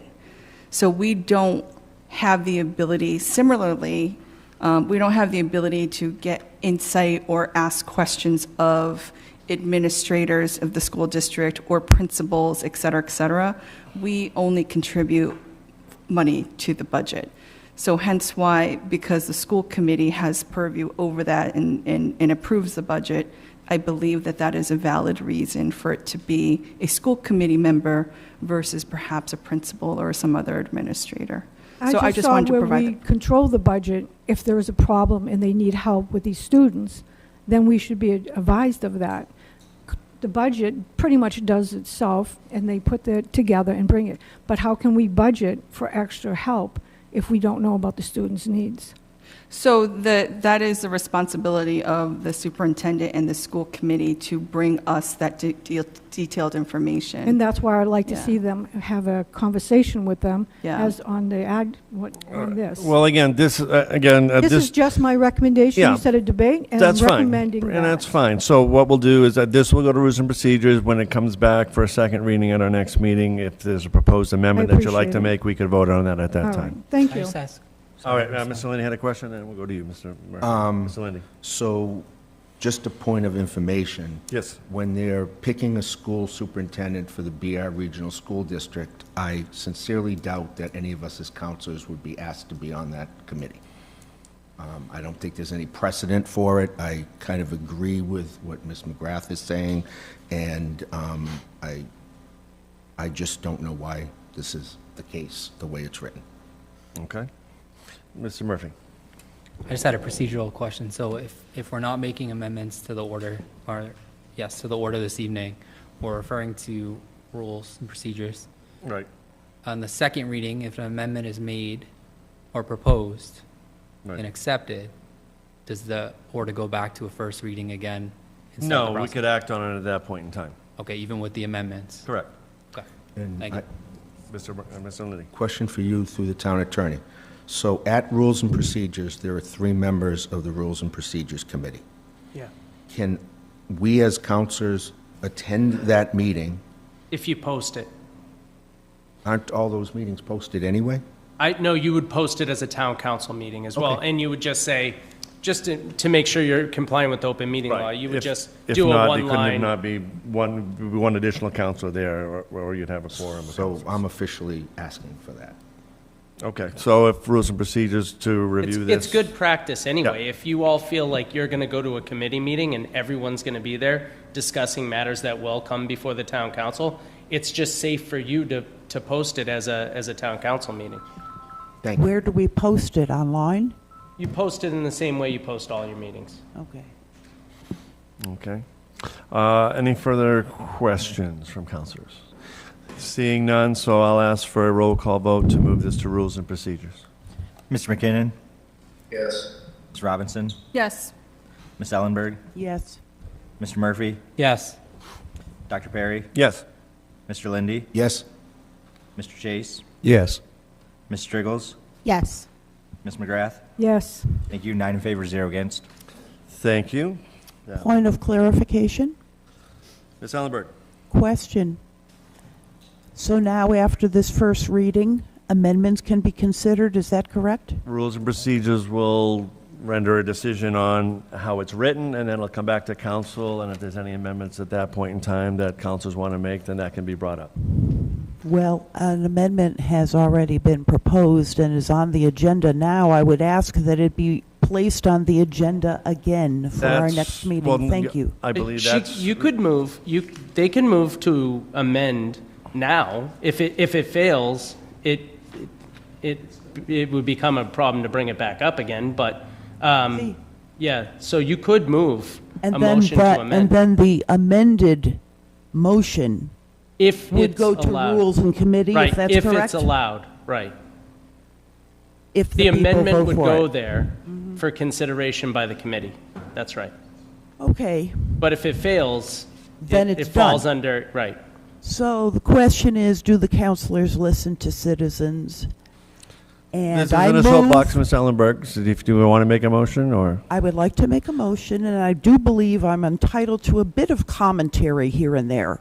Anyway, Unless you're recognized, you do not have the floor, but now you have the floor, so what thank is you, your Mr. motion? President. My motion is to accept the 11-member ad hoc search committee instead. All right, that's fine. So you're making a motion. Do you have a second? I'll make a second for discussion. Second for discussion. All right. May I Any further discuss? discuss? Yeah, please, discuss. Thank you. Everyone here is retired. They're not on the payroll. That means they don't have a conflict of interest. Everyone here has been recommended by citizens at a citizens group, so it's not an individual decision. Everyone here has special civilian expertise, whether it's banking, accounting, development, real estate, community preservation, etc. So these are all people without conflict of interest, which also have special expertise. I would ask this committee to be sensible and put people who want to volunteer, who don't have a conflict of interest, and who have special expertise, and we assume they want the best for Bridgewater. I think that committee should go forward. That's my discussion. Thank you. Any further discussion? Mr. Chase and then Ms. Strigels. Thank you very much. What I'm particularly concerned about is the fact that the proposal that was attached to our agenda for this evening that Councilor Ellenberg is referring to, I don't understand the rationale for the replacement of 3 members of the town council who originally had been nominated to serve on the ad hoc committee by the town manager, for those 3 council members to be selected against in favor of 3 different members of the town council to be substituted therefore.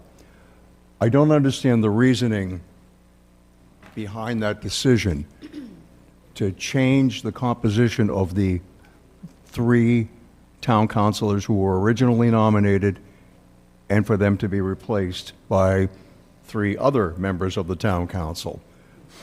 It would appear to me to be the case that we are all duly qualified to render participation in the ad hoc committee. And I just don't understand what the specific reason is for which the nomination of the town manager, who is authorized to make appointments to the committee, is in effect is being challenged, and proposal has been made to substitute 3 other members who incidentally in the aggregate all represent a much lesser degree of tenure, if you will, on the council, don't have as much experience as the 3 members of the council who were initially recommended for positions on the ad hoc committee. Is that something that Councilor Ellenberg might be able to illuminate us as to? Yes, thank you, Mr. Chase. If I may, Mr. President. You'll have the floor, Ms. Ellenberg. Go right ahead. I believe that we have a situation where, I'm going to speak frankly, we have an insider situation with an inside deal possibility, or we have a straightforward, above board, with critical expertise road to go down. Now, the councilors who are no longer there are going to be the ones up for election. They are, in essence, the oldest expression of the citizens' will and vote. May I suggest that newer members are a more recent expression of the will of the voters? I would also point out that several members, yourself, Mr. President, you, Mr. Chase, are up for re-election. You may win. You may lose. If you lose, you will no longer be eligible for the committee. Should we not put in people that have more longevity potentially? We, as members of the council, are currently empowered with all powers as council members. So for you to look ahead prospectively and to make judgments about the likelihood of our re-election to serve on the committee going forward is highly speculative and inappropriate. And I believe, in fact, that you have a feeling that we are simply not going to vote in accord with your favored view on this matter. No. No. All right, hold on. I'm talking about process, insider versus above board. That's what I'm talking about. Thank you for your comment. Not above board. All right. I had my hand first. Mr. Ellenberg, sorry, hold your comments, Ms. Ellenberg. Ms. Strigels has the next comment. Thank you, got the Mr. floor, Ms. President. Strigels. If we're on the topic of process, I do believe that if you put someone's name on a piece of paper on an amendment of sorts, you should probably give them the heads up that their name is there. That's true. You're the only one that didn't, but you're new. You have term. This You is have not a time. conversation back and forth, Ms. Ellenberg. Let her state her. The issue is you never contacted me, and I know that you spoke to individual citizens to be on that. Right. So why didn't you speak to your fellow councilors? If I could interrupt, and you Thank all you, can, Ms. you all Ms. can Rollins. continue your discussions, but it may be futile anyway. The appointment under both the charter and the admin code is the purview of the town manager. So you're proposing an ordinance that would not be legal under our charter. So it just as it relates to specific appointments of people. So that's not within the purview of this council. Correct. And that's a point that I was going to get to. Do you have a comment? I think she's not finished, and then- I'm sorry, Ms. Strigels, go right ahead. So that was also to process. This amendment should have read without any names on it. There shouldn't have been a single name on it based on what is allowed, for the simple fact that the town manager is the one that appoints it. So I do think that it created unnecessary dramatics in the realm of our council by listing it this way. I don't know if that was the intent. I hope it wasn't the intent. However, if it was just labeled 11 person, I do think that we would have been able to have a much more feasible discussion. Thank you. Yes. You don't have the floor. No, Mr. Lindy has a question. So I do want to refute a point that was made earlier by a counselor, that two of the counselors on the original list have less experience than someone else. I happen to be third in terms of experience of this council and with search committee experience. Thank you, Mr. Lindy.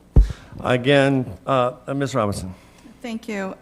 Through you to Councillor Ellenberg, you made a actually very serious comment characterizing members of this council as insider, path, or whatever, and some above board. I hope you understand the weight of a comment like that to others that are serving with the same intent of trying to make the best decisions for this community. So I would appreciate if you could be very, very clear, but also careful in the way that you explain what exactly you meant by inside process versus above board. Okay. May I respond, Mr. President? Please, if you'd like to make a brief statement. Okay. We have situations where people are coming forward that are in informal types of talks with people versus a process. I don't want a backdoor appointment. That's what I'm saying. And I don't think the citizens want a backdoor appointment. Ms. Ellenberg, we're all trying to go through a process here. We're actually trying to get to the actual ordinance that's establishing the process. So I know your amendments were basically based on that ordinance, not necessarily on your 11-person subcommittee. So let's get back to the matter at hand. I know Mr. Murphy has a question, but I do want to get back to at least the discussion of your 11-person subcommittee, not barring any names, because again, that's an appointment process made by the town manager, not by a council member. Mr. Murphy has And I would like to address that point. The pending motion is a motion to amend as it's presently constituted. from 11 to 5. No, as it was presently written by Ms. Ellenberg. There 5 has to been no 11. motion, there's been no subsequent motion to amend her motion to amend relative to the naming of people. That can be addressed in committee, but as I've made clear on the record, that is a Her clear charter proposed, violation. So her- all that is pending Yeah. is a motion to amend as it is presently constituted.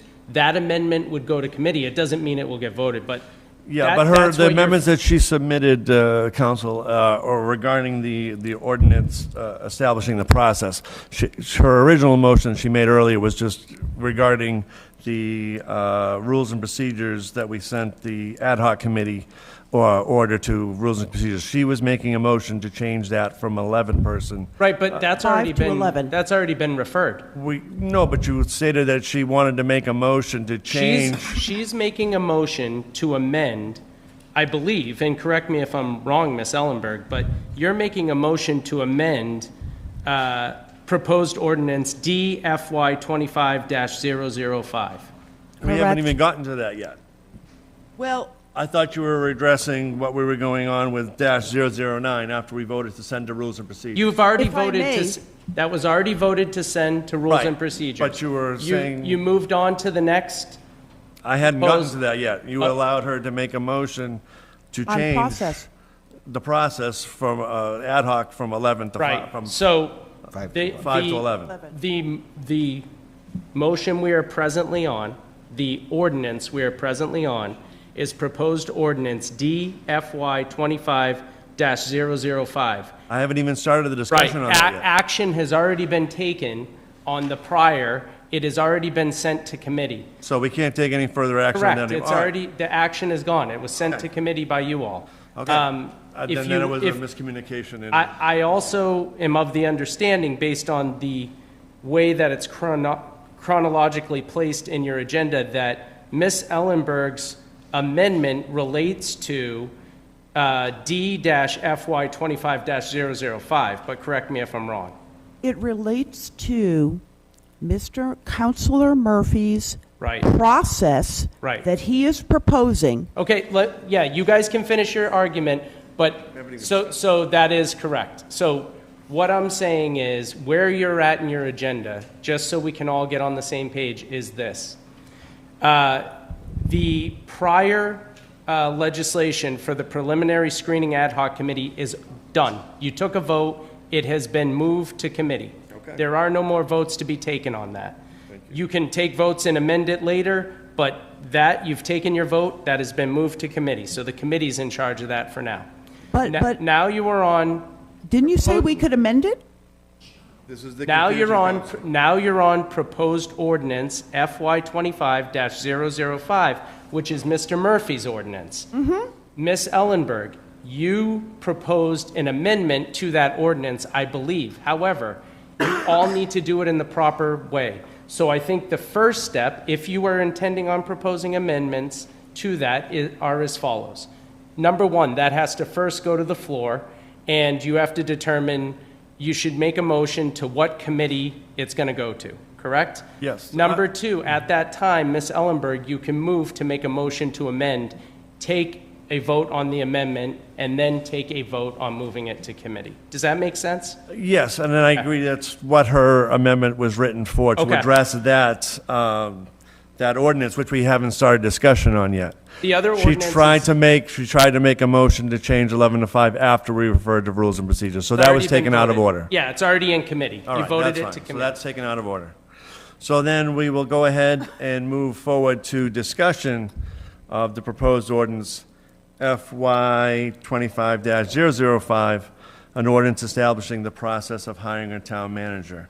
This was brought forth by Councilor Murphy, so I will give Councilor Murphy the floor to start the discussion on this, this ordinance.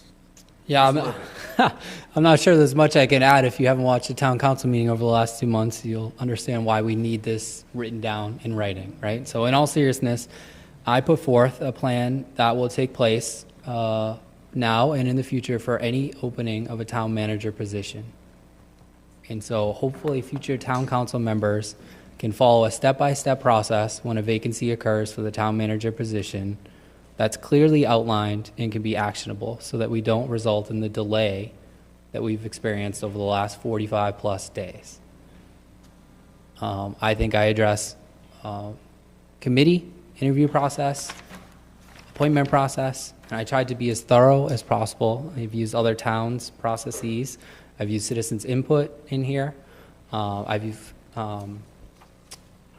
council's input as well. I've tried to open it up as wide as possible, getting the most input, and I hope that councilors will participate in that now that it's on the agenda to also give their feedback. And so I have no further introduction. I don't think it needs any further introduction, so I'm happy to open it up. So what I would suggest that we do, again, this needs to be referred, first part of this, processing this ordinance needs to go to rules and procedures. So I'll ask for a motion to refer to rules and procedures in a second for discussion, and then So we can have moved. further discussion on it. Point of Hold on a second. Mr. Riggles made a motion. We have a second by Mr. Chase. Mr. Chase, did you want to start the discussion as the second? I'll let you proceed Okay. for right now. Who was first? So through you to the town attorney. Okay, yes. Under section 1 purpose, under the second paragraph, it says, this section is in no way applies to or amends, okay, so amends the process set forth in Article 4, Section 4.7 of the town charter, applicable to the temporary absence of the town manager. Do you agree with that Yes. statement? Yeah, I think that's true. Okay, Yep. thank you. Because we can't amend the Yeah, charter, the whole... you can't make charter changes, and I Right. think that's the That's what intent the of intent that of being this. written Okay. that way. Just make- Because all you're doing is, you're basically filling in a gap in the process. It says that you have to make these appointments, right? But there's nothing that says this is the process to follow, Okay, okay? thank you. Ms. Ellenberg, you had the question next. Thank you, Mr. President. And I would like to, with the motion which is on the floor, make an amendment before it goes to rules and process So for the amendment that 11 member. you have written down here, is that what you're putting forth? And I am perfectly fine with omitting the names if that is necessary to make this fly. However, I would ask for citizen experts to be appointed. Well, again, And- I would say, number one, Ms. Ellenberg, the problem being that with what you've listed here, there's a lot of names, and we're establishing... Worthy people. We're establishing an ordinance that's going to be part of the town code, the admin code going forward. Yes. Not only for us to follow now, but in the future. So it's really impossible to put any names in something like that. That's fine. So And- again, though, I want to be clear just on the procedure so you guys follow it properly. So first, I believe Ms. Ellenberg made a motion to amend. Is that correct? Correct. And has anyone seconded that motion? Second for discussion. Okay. So I would start there, and then if you need to amend the amendment, that's another motion and a second. Okay, thank you, Mr. Counselor. President, could I ask a question before we go on to the amendment? Yes, To Ms. Mr. Murphy? McGrath. Okay, thank you for, Mr. Murphy, for the thorough work you've done on the process for this hiring. Yes. The evaluations will be based on qualifications that are set. The qualifications that you have are a little bit limited. and I'd like to establish additional qualifications, which the town council legally can. I'd like to have project manager listed as either having education or prior experience, community development, prior experience, communication skills, crisis management, and leadership. And I'd like to know what areas and what evaluation ratings you will use to select a candidate. Yeah, Mr. Murphy. Yeah, Ms. McGrath, I actually don't disagree with some of the items that you've listed in there. I would just question whether those items belong in the ordinance itself or in an actual job description for the candidate. I think my opinion would be it would be better served in a job description that would be posted publicly and thus would be the qualifications that the committee would go by. I just don't know if we need to be, my opinion, and certainly open others, don't need to be that specific in the ordinance itself. And just to echo that, I'll get to you, Mr. Riggles. I believe most of that language is coming from our town charter and description of a town manager. I understand, but it does say even in your ordinance here that we can add qualifications. So I just wanted to make sure that we get a chance to do that. And I didn't see anything about evaluations. So what ratings do you use? So I would just like to discuss that before that goes further. Another amendment? No. Mr. Murphy, I was just going to ask, are you making a motion to amend it or change it? Well, first, no, we still haven't, we need to be addressing the initial motion to amend, which was Ms. Ellenberg's motion to amend, which she has written out. Right. I've heard a motion and a second.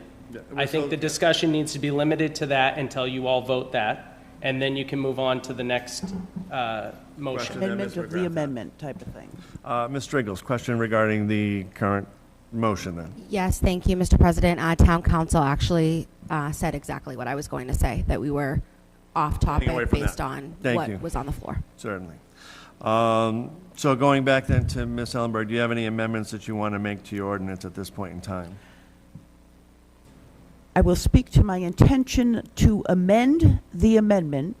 However, at this point, I put the amendment as written forward to be considered. Okay. That being said, any other further questions regarding the amendment as written? Ms. McGrath. So we're keeping the people's names on it as forward? This is how she's presenting her amendment at this point in time. Thank you, Ms. Ellenberg, for providing the council with another option. I believe 11 is too much, 5 is too little, and I would like 7 or 9 members. As for your members, there are conflicts of interest. You know, like the planning zone. Peter Driscoll right now is developing in town, so that's a concern. The highway department, I think that's great. John Higgins, I don't know where he works, if he's retired. In the private sector. But it's accounting and finance, so I would know the company, so if that would be a conflict of interest. I'm just stating my point of view. So you have the state police retirement. I would like to see a retired fireman or policeman, but one that lives in town, like Officer Ferendez that just retired 36 years on the police force, rather than a state police officer, because Bridgewater police officer would know more. And for banking, I would prefer ABBA banking because they work with our Bridgewater businesses. And Carlton Hunt, I think that's excellent. And Donna, I'm not quite sure because I don't know. Again, we're looking to not specifically speak of people they... Well, she said there was no conflict of interest, and I see there's a conflict of interest. Oh, okay. I didn't know Just what you were addressing there. Okay. I'm addressing conflict of interest. All right. So with the last one, Donna, I don't know what executive union construction industry is, but that might be a conflict of interest with all of our buildings. Projects potentially Right. going on in So town. that's all I'm saying. I have a point of inquiry. Ms. Robinson. Through you, Mr. President, to Councilor Ellenberg. So Councilor Striggles had mentioned that she was not aware she was in this list. Is every other person that you have named aware? So that's Yes. my first question. And then Yes. my second question was, I thought that we already established that this cannot contain names regardless because we are Right. putting But she forward. wants to submit, Well- she wants to submit this You amendment can't- as written. According to him, I have to do an amendment on the amendment. Okay. Right, so right now, you're still operating under the current amendment, which you wrote, and then the next step would be, if you want to amend the amendment, you have to make a motion to amend the amendment if you have the floor. If you don't, then other motions can be made in the interim, but that would be the next step if that's what you intend. No, Can she still answer the first question, though? Is every single person that you did name in this ordinance, or this order, are they aware and did they agree to be listed in this order? They Because- did, although it was verbal over the telephone. It's not like I have it in writing from people. I asked that specifically because Counselor Striggles had mentioned that she was not aware she was in She's the only one.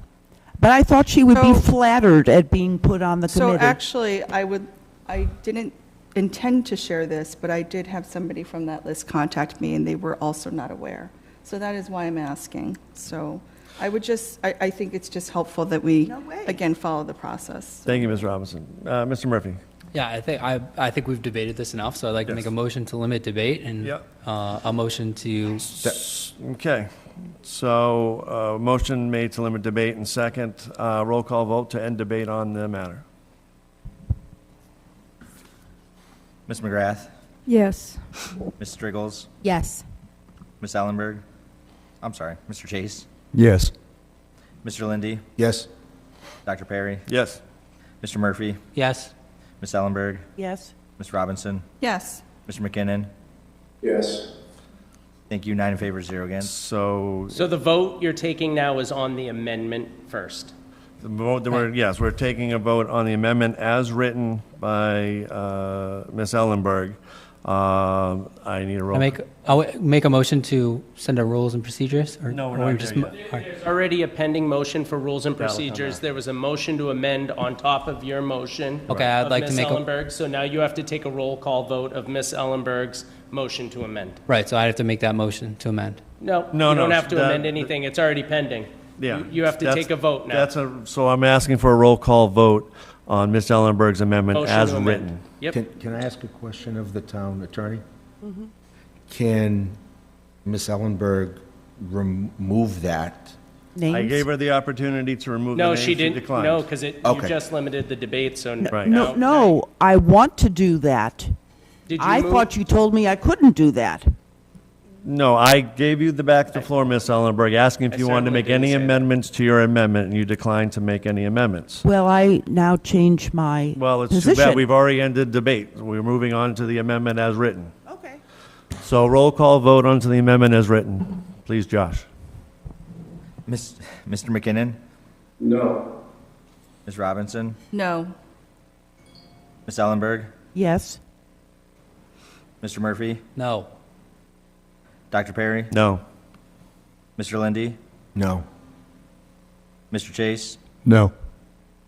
Ms. Striggles? No. Ms. McGrath? No. Thank you. 1 in favor, 8 against. Okay, so now going back to the original motion to move the ordinance to rules and procedures.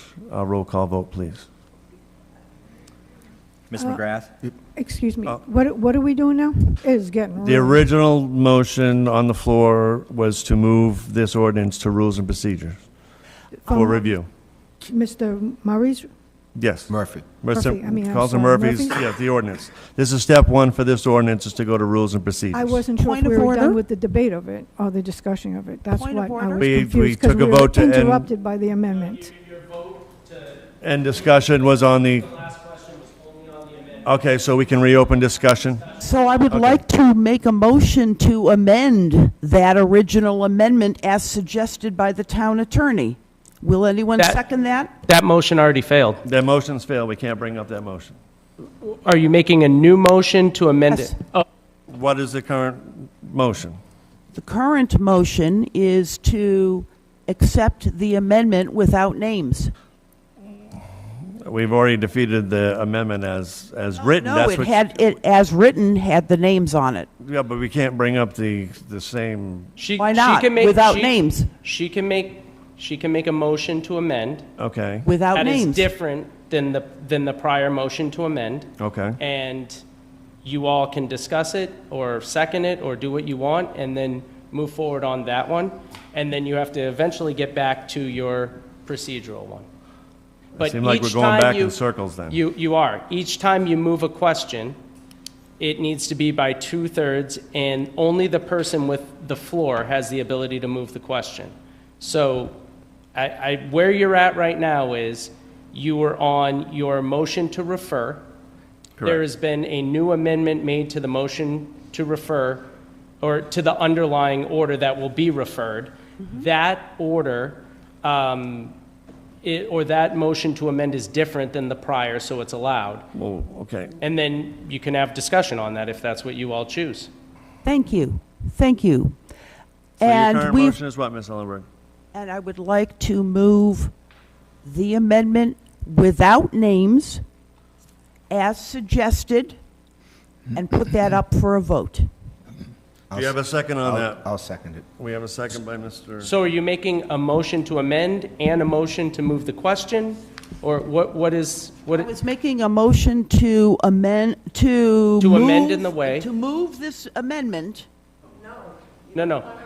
You're making, you would be making a motion to amend to have the, Names removed. that's not the motion, though. The motion is to amend the underlying order, or ordinance, sorry, in the way that you're proposing in your written amendment, except for there being specifically spelled out names. That is the motion you're trying to bring, I believe. I second that. No, you made it. I can't make the motion, but that, I believe that's... that down? So the motion put forth in Councilor Ellenberg is your amendments is listed minus the names. Correct. And we have a second by Mr. Could I Lindy. ask a question? Second by Mr. Lindy. Mr. Grath has a question. Okay, so we're already sending the FY 25009 town search ad hoc to the rules and It's already on the procedures. rules and procedures, correct. So now, this ad hoc is going to change. She's making suggestions for the ad hoc in this proposed ordinance that would be reviewed by rules and procedures. That the underlying. Wait a minute. Ms. So then Ellenberg? they both come back to us and then would vote which one we want?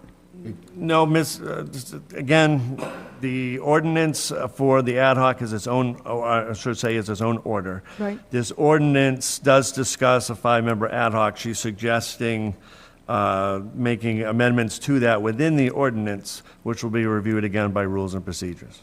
To the ad hoc that's already been, That's already a separate order. But again, they would have to be congruent by the time that we're done. okay. One is an order, one is an ordinance. The order, I believe, is intended to serve a purpose right now as an ad hoc committee. And it won't have the weight, it's temporary in nature because it's an ad hoc committee, and that's why it's an order. It's a directive. And the ordinance is to fill a gap that is left by the charter. The ordinance is Not a going to take process. more time, Ms. McGrath, again, and that's, could be still spelled out in future discussions and meetings. But again, they will be congruent at some point in time.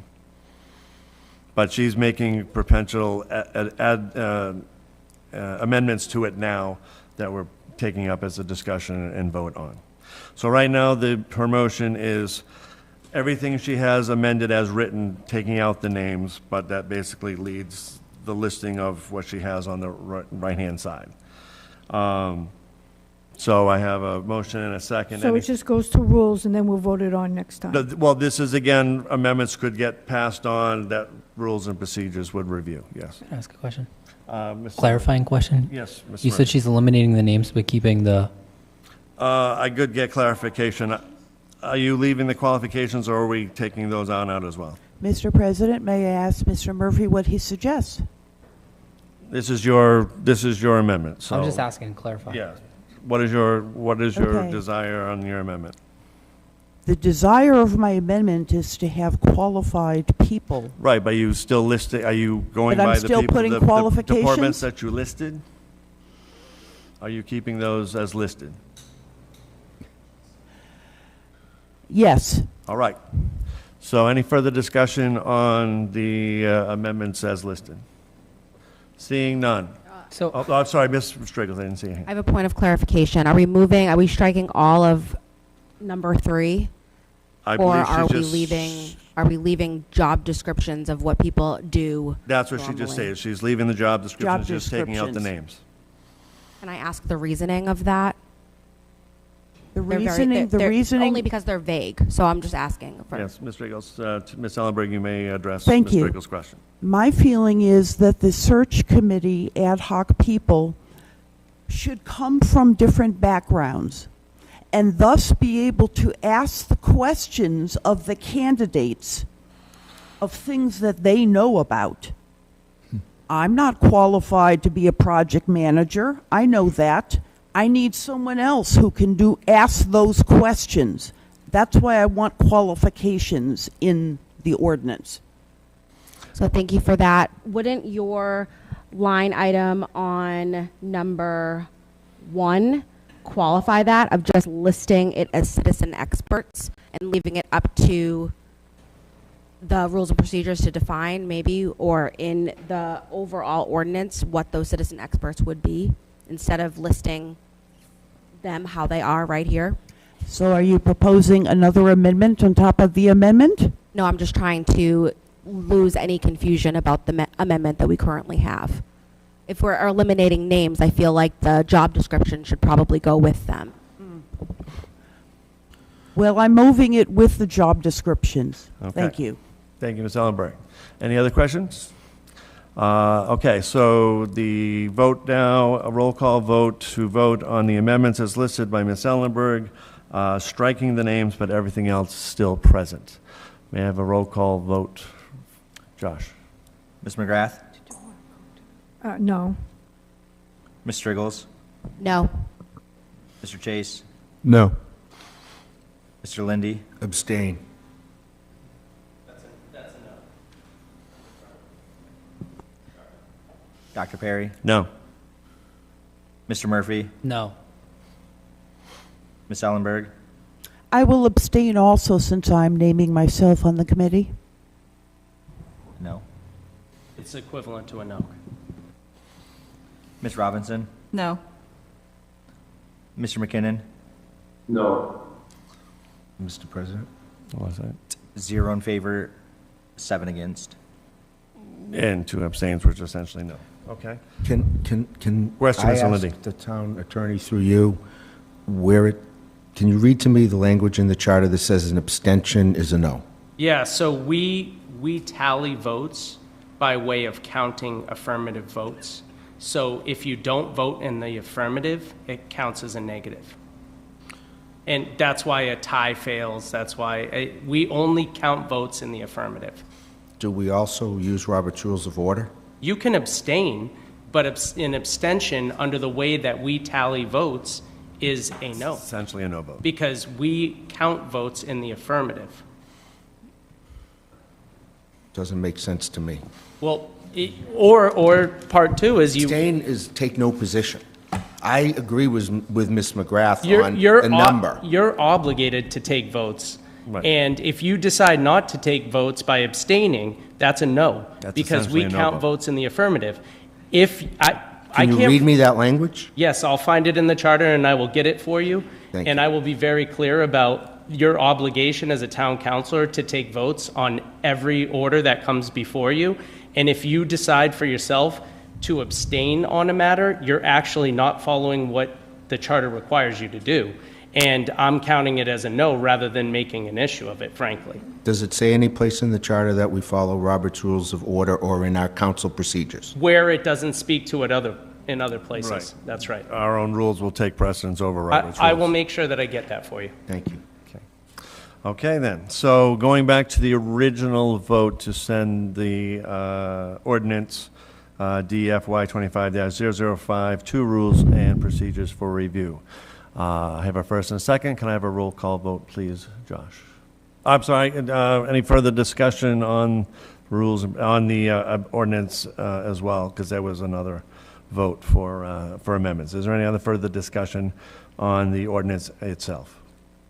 I was just going to ask Ms. McGrath. Councilman Murphy, if evaluations and ratings and stuff, will that be included, or that's for further down the road?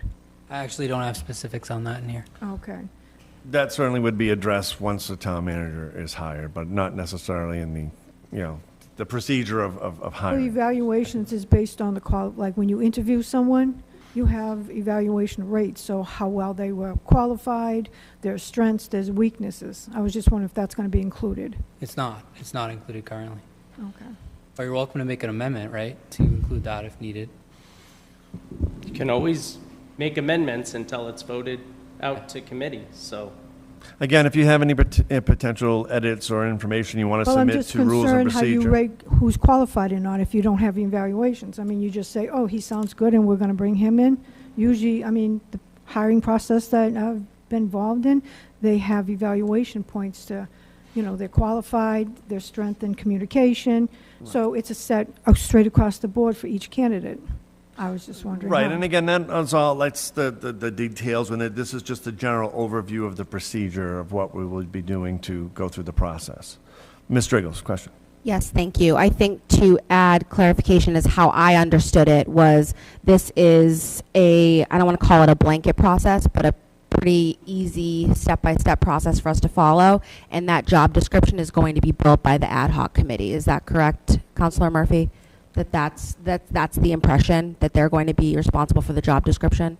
I mean, I'm not going to speak to that. I'll only speak what's in the ordinance, but. I mean, the ad hoc will be involved in working with, again, if they decide to go with a search firm, they're going to get the details to the search firm as far as those types of details, and that's going to be worked out in those types of processes. And then we'll have a job description. Right, and the ordinance is basically, like I say, a step-by-step process of how the council can go about the steps of hiring a new interim but the individual steps will be detailed within the ad hoc or within the hiring firm brought on and things of that nature. Mr. Lindy, question? Point of information to you, Mr. President. Yeah. Have we gotten proposals for a search firm, and has one been selected? Nothing's been selected yet because we haven't formed the ad hoc, and that's up to the ad hoc to determine the direction that we're going to go with, whether it's the search firm, whether it's the MMA. But that's in the hands of the ad hoc. So let me rephrase: have we received proposals from search firms? There's been response from firms due to the RFP that was put out there. Yes. Who put out the RFP? Do you know how many? I don't have the exact number yet. I think there was about 8. Last night I had heard a number. Ms. Robinson. Thank you. I just wanted to expand a little bit on the question from Councilor McGrath. So through you to Councilor McGrath, are you suggesting, for instance, as I look at this, under the announcement and vacancy of an ad hoc committee, so there's 1 and 2, one is about the preliminary ad hoc committee, and then the second, once established, the preliminary screening ad hoc committee will prepare a detailed job description and qualifications for the town manager position. Were you asking, for instance, does it make sense to have like a rubric, for instance? That's a phrase that folks, or to your point, like evaluation, so those in the search committee have to use the same set of criteria of how they're basing they're dictating that somebody is qualified. Is that what Yes. you were getting at? Well, usually during a hiring process, you already have a rating. So you would, qualifications, so if I interview you, I would say outstanding, and the success rate is low, the success rate is high, and it would go down. He's good. Right, yeah. But it's medium, doesn't meet all the qualifications, and we would assess how successful that person would be. And the other evaluations would be on your communications, your, other stuff more personal. Like. Yes. So there would be 2 evaluation, and that's how we would pick out a candidate. Yes, that's exactly what my organization does professionally. Yeah. Like we have, so some places call it a rubric, some people call it just, an evaluation, feedback. Process. That sort of thing. I mean, certainly you brought it up, so I would leave it to you if you want to amend anything, but I wonder if there is opportunity, to add something there in that line that feels like that might be considered part of the process. Well, I wasn't part of the process when you interviewed the last town manager, so I don't know if hiring a hiring firm actually has that process. So since you put this here, I'm not sure if you're going to amend this once you talk to a hiring firm, or this is how it's going to be for the hiring firm. They have to go by this, or as the committee, just hold on one second, or is the town's going to use this process? The town's going to use this process, but I'm sorry, I'm unclear on the question you're So asking. we have a hiring committee that's coming in. Sure. Right? So they're going to use their own process of interviewing and all that. We just tell them what qualifications we want. So they'd probably do their evaluation and all that. So this is going to tell the hiring firm how we want to process? Are you referring to the firm, sorry, or the ad hoc committee that's created? Just for clarity, I'm not understanding Well, what you're this asking. I mean, the search firm. This search firm. So this one is the process for hiring a town manager. Correct. Right. So you have qualifications and stuff like that. Correct. So now we have a search firm that's going to look for an interview. Do they do their own evaluations and stuff They're like going that? Because they're going to evaluate candidates and then bring so many to you guys, or is the ad hoc a part of that? I think you're asking me a speculative question, assuming we have a search firm and going down the line, right? We're hiring a search firm, aren't we?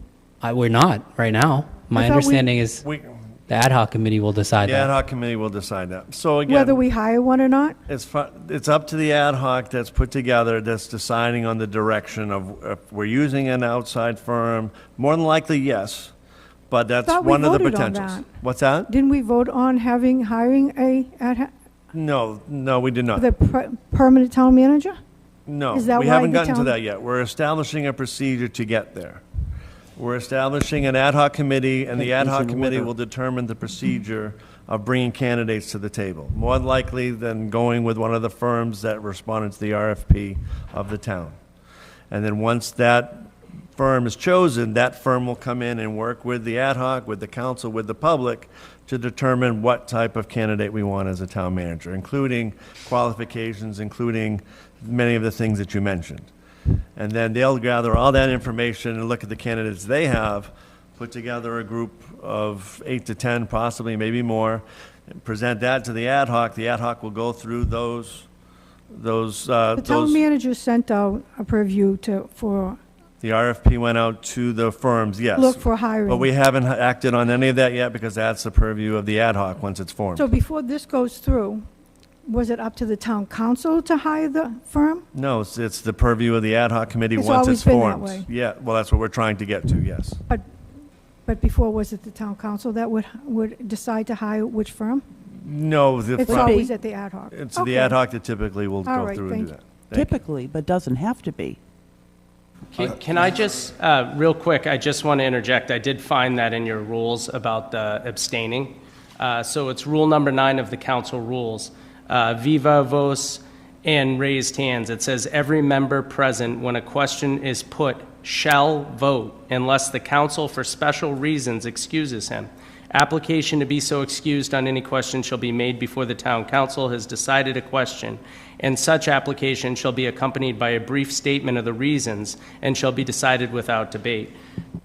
And that, coupled with the fact that we count affirmative votes, makes an abstention a no vote. All right? So your rules require a vote. That's number one. So abstaining is not technically a vote in the yay or nay, but we count votes in the affirmative. So that, coupled with the way we count votes, means an abstention is essentially a no.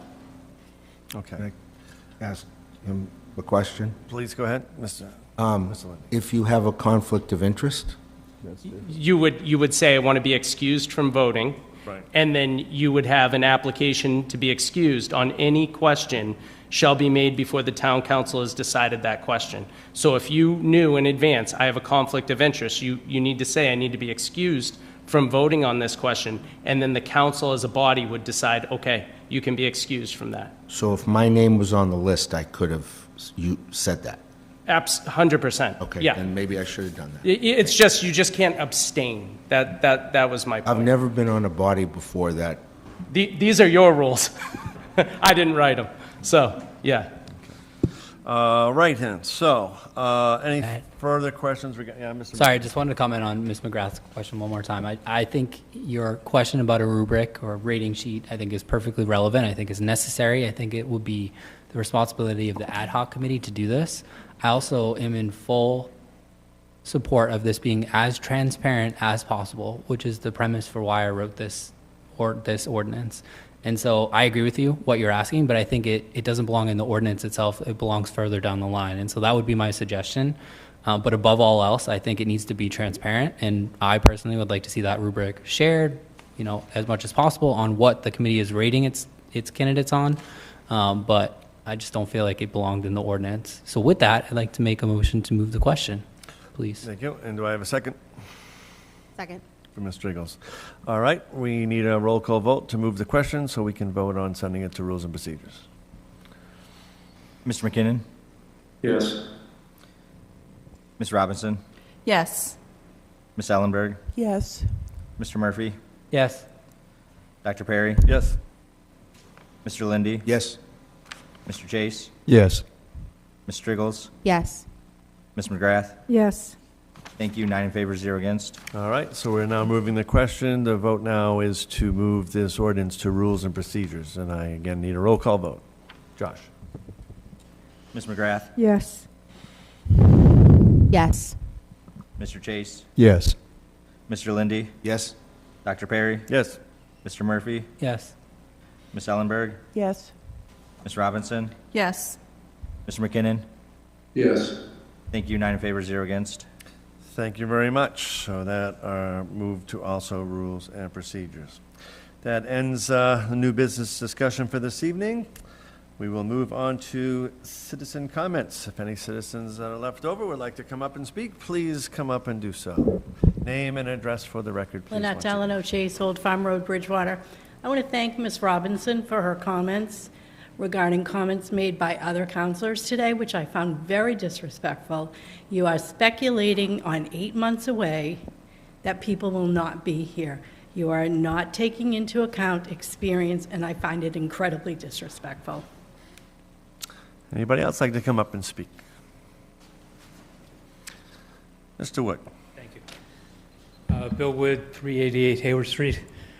We're all volunteers. When I say we, I include myself because I wrote the handbook. I encourage you all to take a deep understanding of the 15 or 16 pages that I wrote. It would help clarify the difference between abstain and recuse. It would clarify where that's defined in the rules of the council. It says the priority of the rules, which is the charter first, council rules second, and then Robert's rules third, right? So, and then when you don't have that, then you get into debate. But it gives a priority of those and how you need to pay attention. The handbook is not about how to make an opinion. The handbook is about improving procedure. It talks about, 2 layers of amendments, etc. And it would make your lives, whether you're on one side or the other, a whole lot easier if you understand the whole breadth of the rules that you're governing under, and it would make things a lot smoother. Thank you. Thank you, Mr. Wood. Anybody else like to come up? Dr. Hunt. Yeah, Carlton Hunt, Austin Street, and we have a half an hour left before you have to vote 3 hours. To continue, thanks for adding that to the what I talked about. I really appreciate it. I'm a little bit disappointed in the interview of Ms. Robinson because there was no questions asked about committees, boards, and commissions. My question is very simple. I guess it's a request. I'm disappointed because I didn't hear her philosophy on the use of volunteer committees. I personally have enough experience to know that they have been neglected seriously. For example, I don't believe we have a Board of Health mandated by state law. But the other thing is, I would like to have Ms. Robinson at some point at least issue a statement as to how she will interact with boards, committees, and commissions, especially on their roles and how she will engage them. I think it's really critical where the town is right now to continue to really engage with those boards, committees, and commissions. It's really critical, and I'm like I said, I'm disappointed that the committee did not ask those questions because I don't think you have enough experience about what the board's roles are doing, and so therefore it's simply, could you please do that? Thank you. Thank you, Dr. Hunt. Anybody else?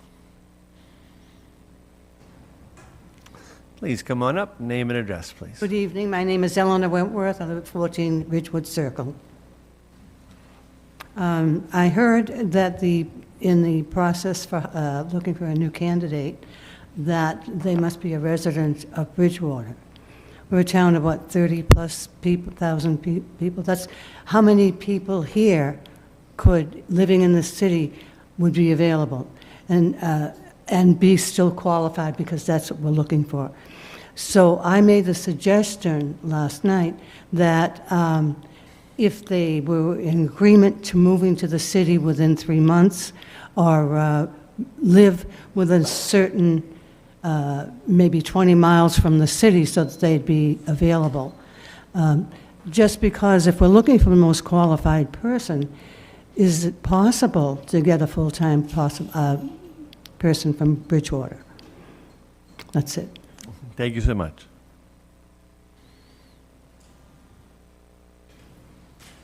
Anybody else? Mrs. Hanson. Janet Hanson, I don't know what happened to my voice. Janet Hanson, Pleasant Street. I want to thank Ms. Robinson for clarifying the number of hours.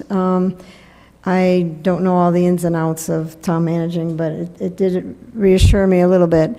I want to thank everybody for their time. It was a heated thing, pros and cons. I don't necessarily agree with everything everybody necessarily says, but I appreciate everybody's time. I don't want you to think that we don't.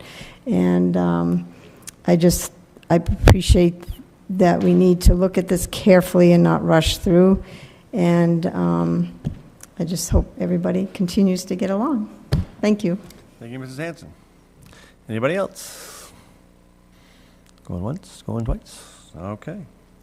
Thank you those who came up to speak tonight. Thank you so much. We will move now to council comments, and I will start with, Mr. McKinnon, are you still on board there? You want to make any comments? Is he still there? Okay. No, it took me a second. Mute. I just, real quick, just want to say I hope everyone stays healthy. 7-6, it's Friday, and this is no fun. Thank you. Very good, Mr. McKinnon. Councilor Robinson. Thank you. I always appreciate folks who come to speak here at our meetings. I appreciate folks who've also reached out individually or in groups as well. I think that the community appreciates the two-way dialogue that isn't always afforded by the format that we have for council. I have said, however, in every single conversation I've had, whether, again, it's been individual or with groups, that one of the things that I keep observing that's a consistent theme is there's a lot of speculation, there are a lot of rumors, and what has been happening is a lot of narrative that the council is doing backroom dealings, or that it's been questioned around the integrity of the members, some of the members of the council. And then when I ask for specifics of what is driving that, I hear nothing. And then when I provide information around actual conversations I have or questions that I've given, I'm also met with very little response. I understand that we can disagree. We may not always be on the same page, but I would just really ask and encourage, our constituents are asking for us to listen to them. I also would ask for that two-way, listening cycle around, we are trying our best to make decisions that are very, very serious, and we all care very deeply about this community. We are all trying our best with the information at hand. We are asking questions. We've invested a lot of personal time into this process already, and we hardly have even started. So I think it's just a plea around, I would really echo the sentiment of, can we please be respectful? Can we please not say, oh, you're hiding something, when it's simply, I disagree with you. It's okay to say you disagree. That's all I ask. Thank you. Thank you, Ms. Robinson. Ms. Ellenberg. Yes. Thank you, Ms. Robinson, for your comments. To Ms. Chase, I meant no disrespect to your husband. That's not my comment. Okay. Okay. Please, Ms. Ellenberg, just make comments. Don't address it. So in any case, I'm going to just say that I am acting on my conscience, and that's where I'm coming from. And I hope to do my best. I hope to be respectful. I think I've been respectful. And I'll do my best. That's my promise. Thank you, Ms. Ellenberg. Mr. Murphy. Yeah, I'll just try to keep it short and sweet. I just also thank everybody that came out tonight. I have spent a lot of time over the last month listening to citizens, attending meetings, hosting meetings, attending events, and I think the overarching theme has been citizens want to move this town forward, and there needs to be a process to do so. So I have responded to that by writing the ordinance tonight and by listening to those citizens. It does not incorporate every bit of feedback that I got or every input. It cannot possibly do that, but I put forth what I believe is the best process for the town of Bridgewater. So I understand there'll be discussion around citizen participation and so forth.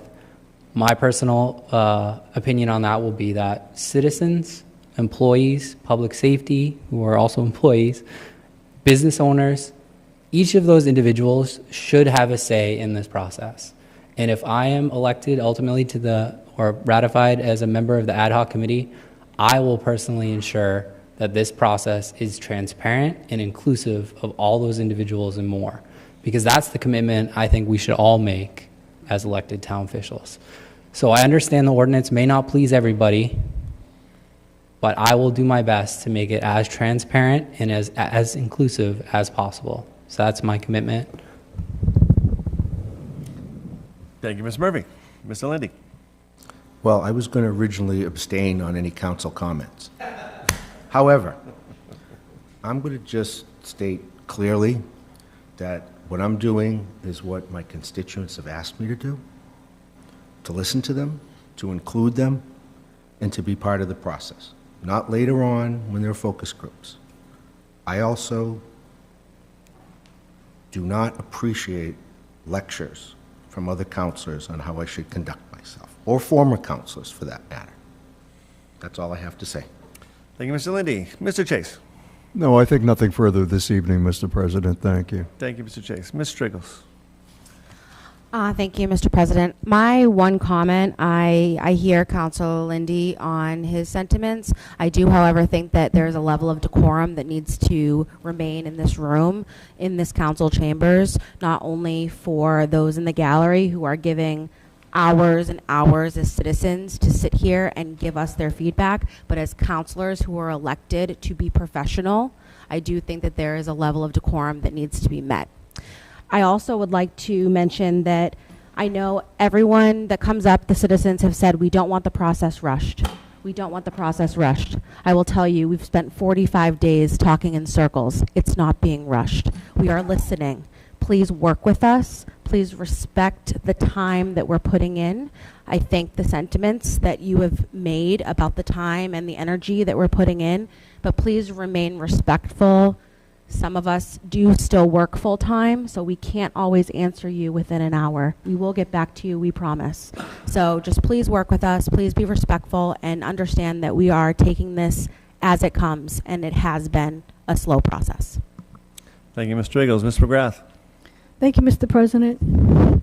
As a councilor, I have a table at the Autumn Fest to recruit residents to join committees, commissions, and board members. I will be reaching out to the councils and the committee and commission and board members to attend this event to help me. I just received it today, so I don't have a lot of information, but I would like to thank Mr. Dutton and Mrs. Robinson for assisting me in getting this. Thank you. Great, Mr. McGrath. Excellent idea. I do like that a lot. Again, I'll summarize again. You know, I'm here as your council president trying to lead this whole process. Again, it's been difficult so far. We tried to do it through conversation and debate. We are realizing that we do have to do more through legislation, and that's what our body is designed to do. It is going to take time, but we do not have all the time in the world. We do basically have 180 days to try and get someone in position because this charter doesn't really address any time beyond that. So I do encourage the council as a whole to continue to work together to move this process forward as best possible. I think we've made some strides tonight. I do want to congratulate Ms. Robinson and look forward to working with her as the interim at this point in time. It's a very important step that we needed to take as a town tonight to make sure that our employees get paid and our bills get paid. So that is a very important step that was taken tonight. Point of inquiry? I'm sorry, Ms. Ellenberg, do not interrupt my conversation, please, my statement. This is a statement time. So secondarily, again, we're moving forward with the ordinance brought forth by Mr. Murphy.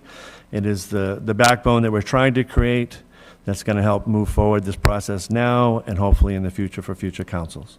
And again, it does take time.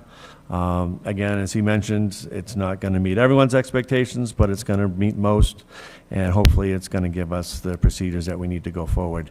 We don't have the procedures in place now. It's not in the charter. It's not in our admin code. So bear with us as we try and go through this process, but we will get there, and we will get the best permanent town manager in place that we can for the town of Bridgewater. Point of inquiry? Sorry, this is closing comments. There's no point of inquiries right now.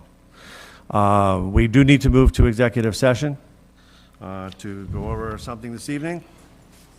So under MGL Chapter 30A, Section 21A2, to conduct strategy sessions in preparation for negotiations with non-union personnel, or to conduct collective bargaining sessions or contract negotiations with non-union personnel, and to adjourn from executive session. I need a roll call vote to move to executive session. So moved. Mr. McKinnon? Yes. Ms. Robinson? Yes. Ms. Ellenberg? Yes.